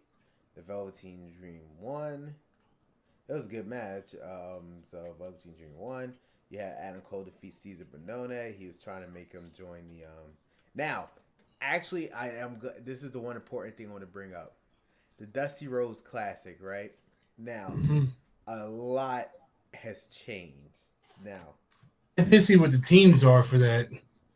So here's this is where it gets interesting. Here are the official teams. On one side, you have the Street Profits and Heavy Machinery. And also on that same side, you have Team 6-1 facing the Authors of Pain, which will take place next week. On the other side, you have Sanity versus Tino Sabatali and Roderick Moss. And then you have Oney Lorcan and Danny Burch versus Mustache Mountain. Now, this may seem all fine and handy. However, they're covering up something. Oney Lorcan and Danny Burch match. Tyler Bate and Trent Seven was never a part of the Dusty Road Tag Team Classic. They changed something at the tapings. If you were, do you remember Wesley Blake? Yes. He teamed up with this guy who's been teaming up for live events for a while now, Steve Cutler, right? They announced that there were going to be another Dusty Rhodes Tag Team Classic, and they were going to be a part of it. You see where this issue is? Mm-hmm. They're not even a part of it now, but they're the ones who first announced it. That's the only reason why we knew about that Rhodes Tag Team Classic happening this year. So it's like something changed. Now, a week later after those tapings, something interesting happened. It was Wesley Blake. After Sandy won their live event match, it was Wesley Blake, Lacey Evans, if you know who she is, Steve Cutler, and I don't know if you remember him from TNA, Gunner. Yeah, I remember him. they all attack Sanity, and they're like this rebelish group, like these redneck group of sorts. So I guess they realize they're going in a different direction with Wesley Blake and Steve Cutler. And they're going to make them a faction, which makes me believe even more that Sandy's getting called up. So it's like, I don't know. This was literally a last minute decision because, again, Tyler Bate and Trent Seven aren't even supposed to be here. They never even wrestled. They never did a tag team match for the taping. So it's like, this is so weird how they changed this at the last second. So something clearly happened with Wesley Blake that they were like, you know what? Never mind. And there you go. And now the one thing I questioned the most was Sheena Blade versus Kairi Sane. I liked the match. Why did Kairi Sane lose? Yeah, I mean, they're really you can't pushing. book Shayna Baszler to lose, but it's like, but now at the cost of Kairi Sane. Oh, really? What? No, I just saw something. Oh, this sucks. And it's a MASH thing. Okay. The star of MASH. Got it. Oh, damn, that sucks. And it's funny because I was just talking about. I'll tell you in a second. Keep going. No. All I was saying was, yeah. Actually, here's a picture of it. Well, I guess I'll send you a picture what I was referring to, the whole Wesley Blake thing. But, yeah. So why did Sheena Baszler beat Kairi Sane? It was the cleanest thing ever. She put her in submission and she just tapped. Now, how are they booking Kairi Sane now? It's weird. That's the only thing I don't know. Well, they wasn't really booking her to be this. Unstoppable, I mean, I would say person. this. And I understand that, but it's like, I don't know. It's obvious that your direction is Shayna Baszler, but okay. And then Andrade came out with Selena Vega. Aleister Black came out, and then Killian Dane came out. Next week is going to be Aleister Black and Killian Dane. Whoever wins faces Andrade Cien Almas at NXT TakeOver New Orleans, and I don't even have to spoil it for you. I'm pretty sure you know that match. Yeah, I already know. So, yeah, there's that, and that's pretty much it on the NXT and This Week in Wrestling. So we'll see you guys next week. Any final words before we go off the air? Well, you'll see him. You'll see him next week. Yeah. Well, you'll see me next week, but I will. But it makes it seem like that I don't. No, you will be here. You'll be here.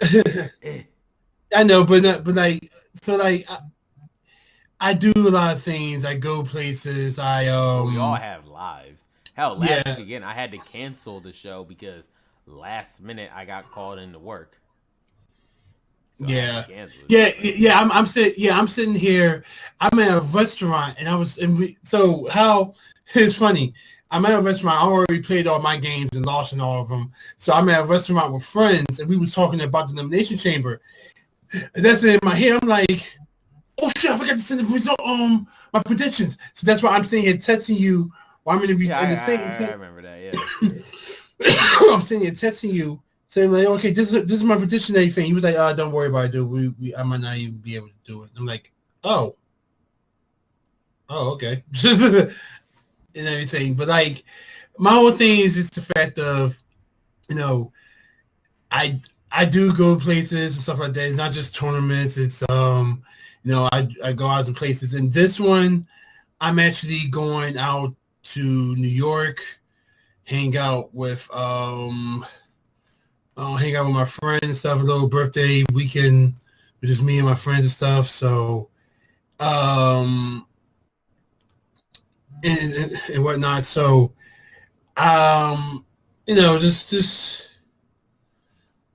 just something that I can get away with.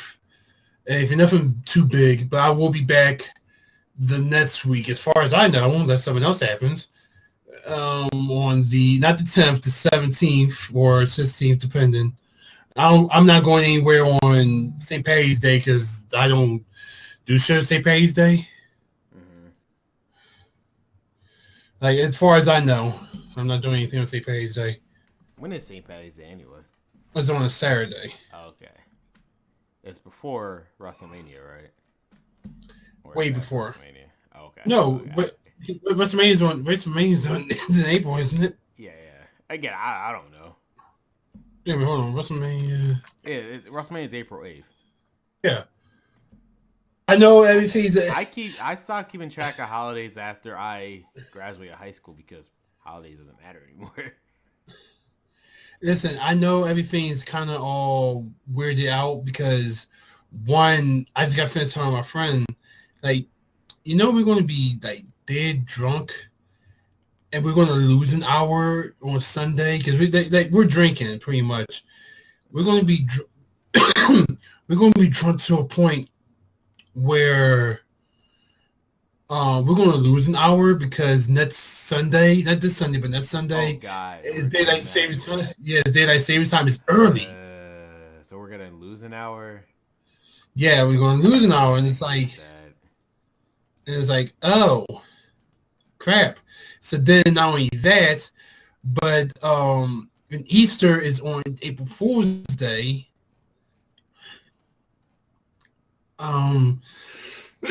This year, so April 1st, which is on Sunday, is also Easter. So it's like this whole calendar is kind of fucked up. What? Yeah, I am really not looking forward to daylight saving time. But before we go there, some actually breaking news. I just noticed on Twitter, Drake Maverick, I don't know if he's trolling or not, but he sent out a tweet and he said, hold on, I just had it. What the fuck, I just had it. Son of a bitch. Hold on. Before we go off this, like, this is literally like seconds ago. All right, there we go. He said, I told you I'll be looking across the entire WWE universe for potential cruiserweight WWE superstars for 205 Live. That's me. I'm looking at Raw. That's me. I'm looking at SmackDown Live. Tonight, I'm looking at NXT Orlando. And you know what the picture of? What? It's him looking at Ricochet. Kind of early, huh? Right? That's why I said interesting. So, like, that's something. And he hasn't even debuted yet on NXT officially. Yeah, he's been doing all live shows. That's why it's like, huh. By the way, tonight was the last, the official last match of Johnny Gargano. Where is he going? That's my point. So, I'm assuming he will go to 205 Live? Because if he goes to Raw, he's going to be buried by Roman. He's just going to be cannon fodder. That's what it's going to be. Part of me still let him get over. Part of me still thinks, like, just part of me still thinks that they could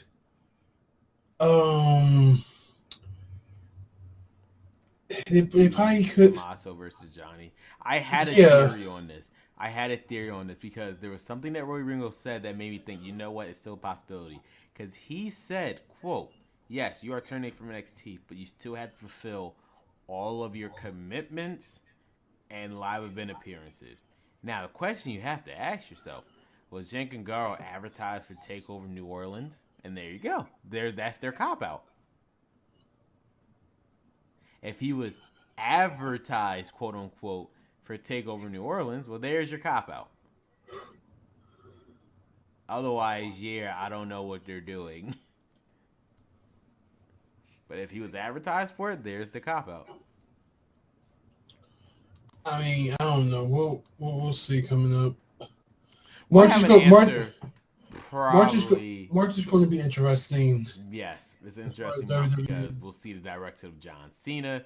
We'll see the direction of AJ Styles and Shinsuke Nakamura. We'll see the direction pretty much Roman Reigns and Braun. This month is we're officially on the road to WrestleMania. Yeah. So yeah.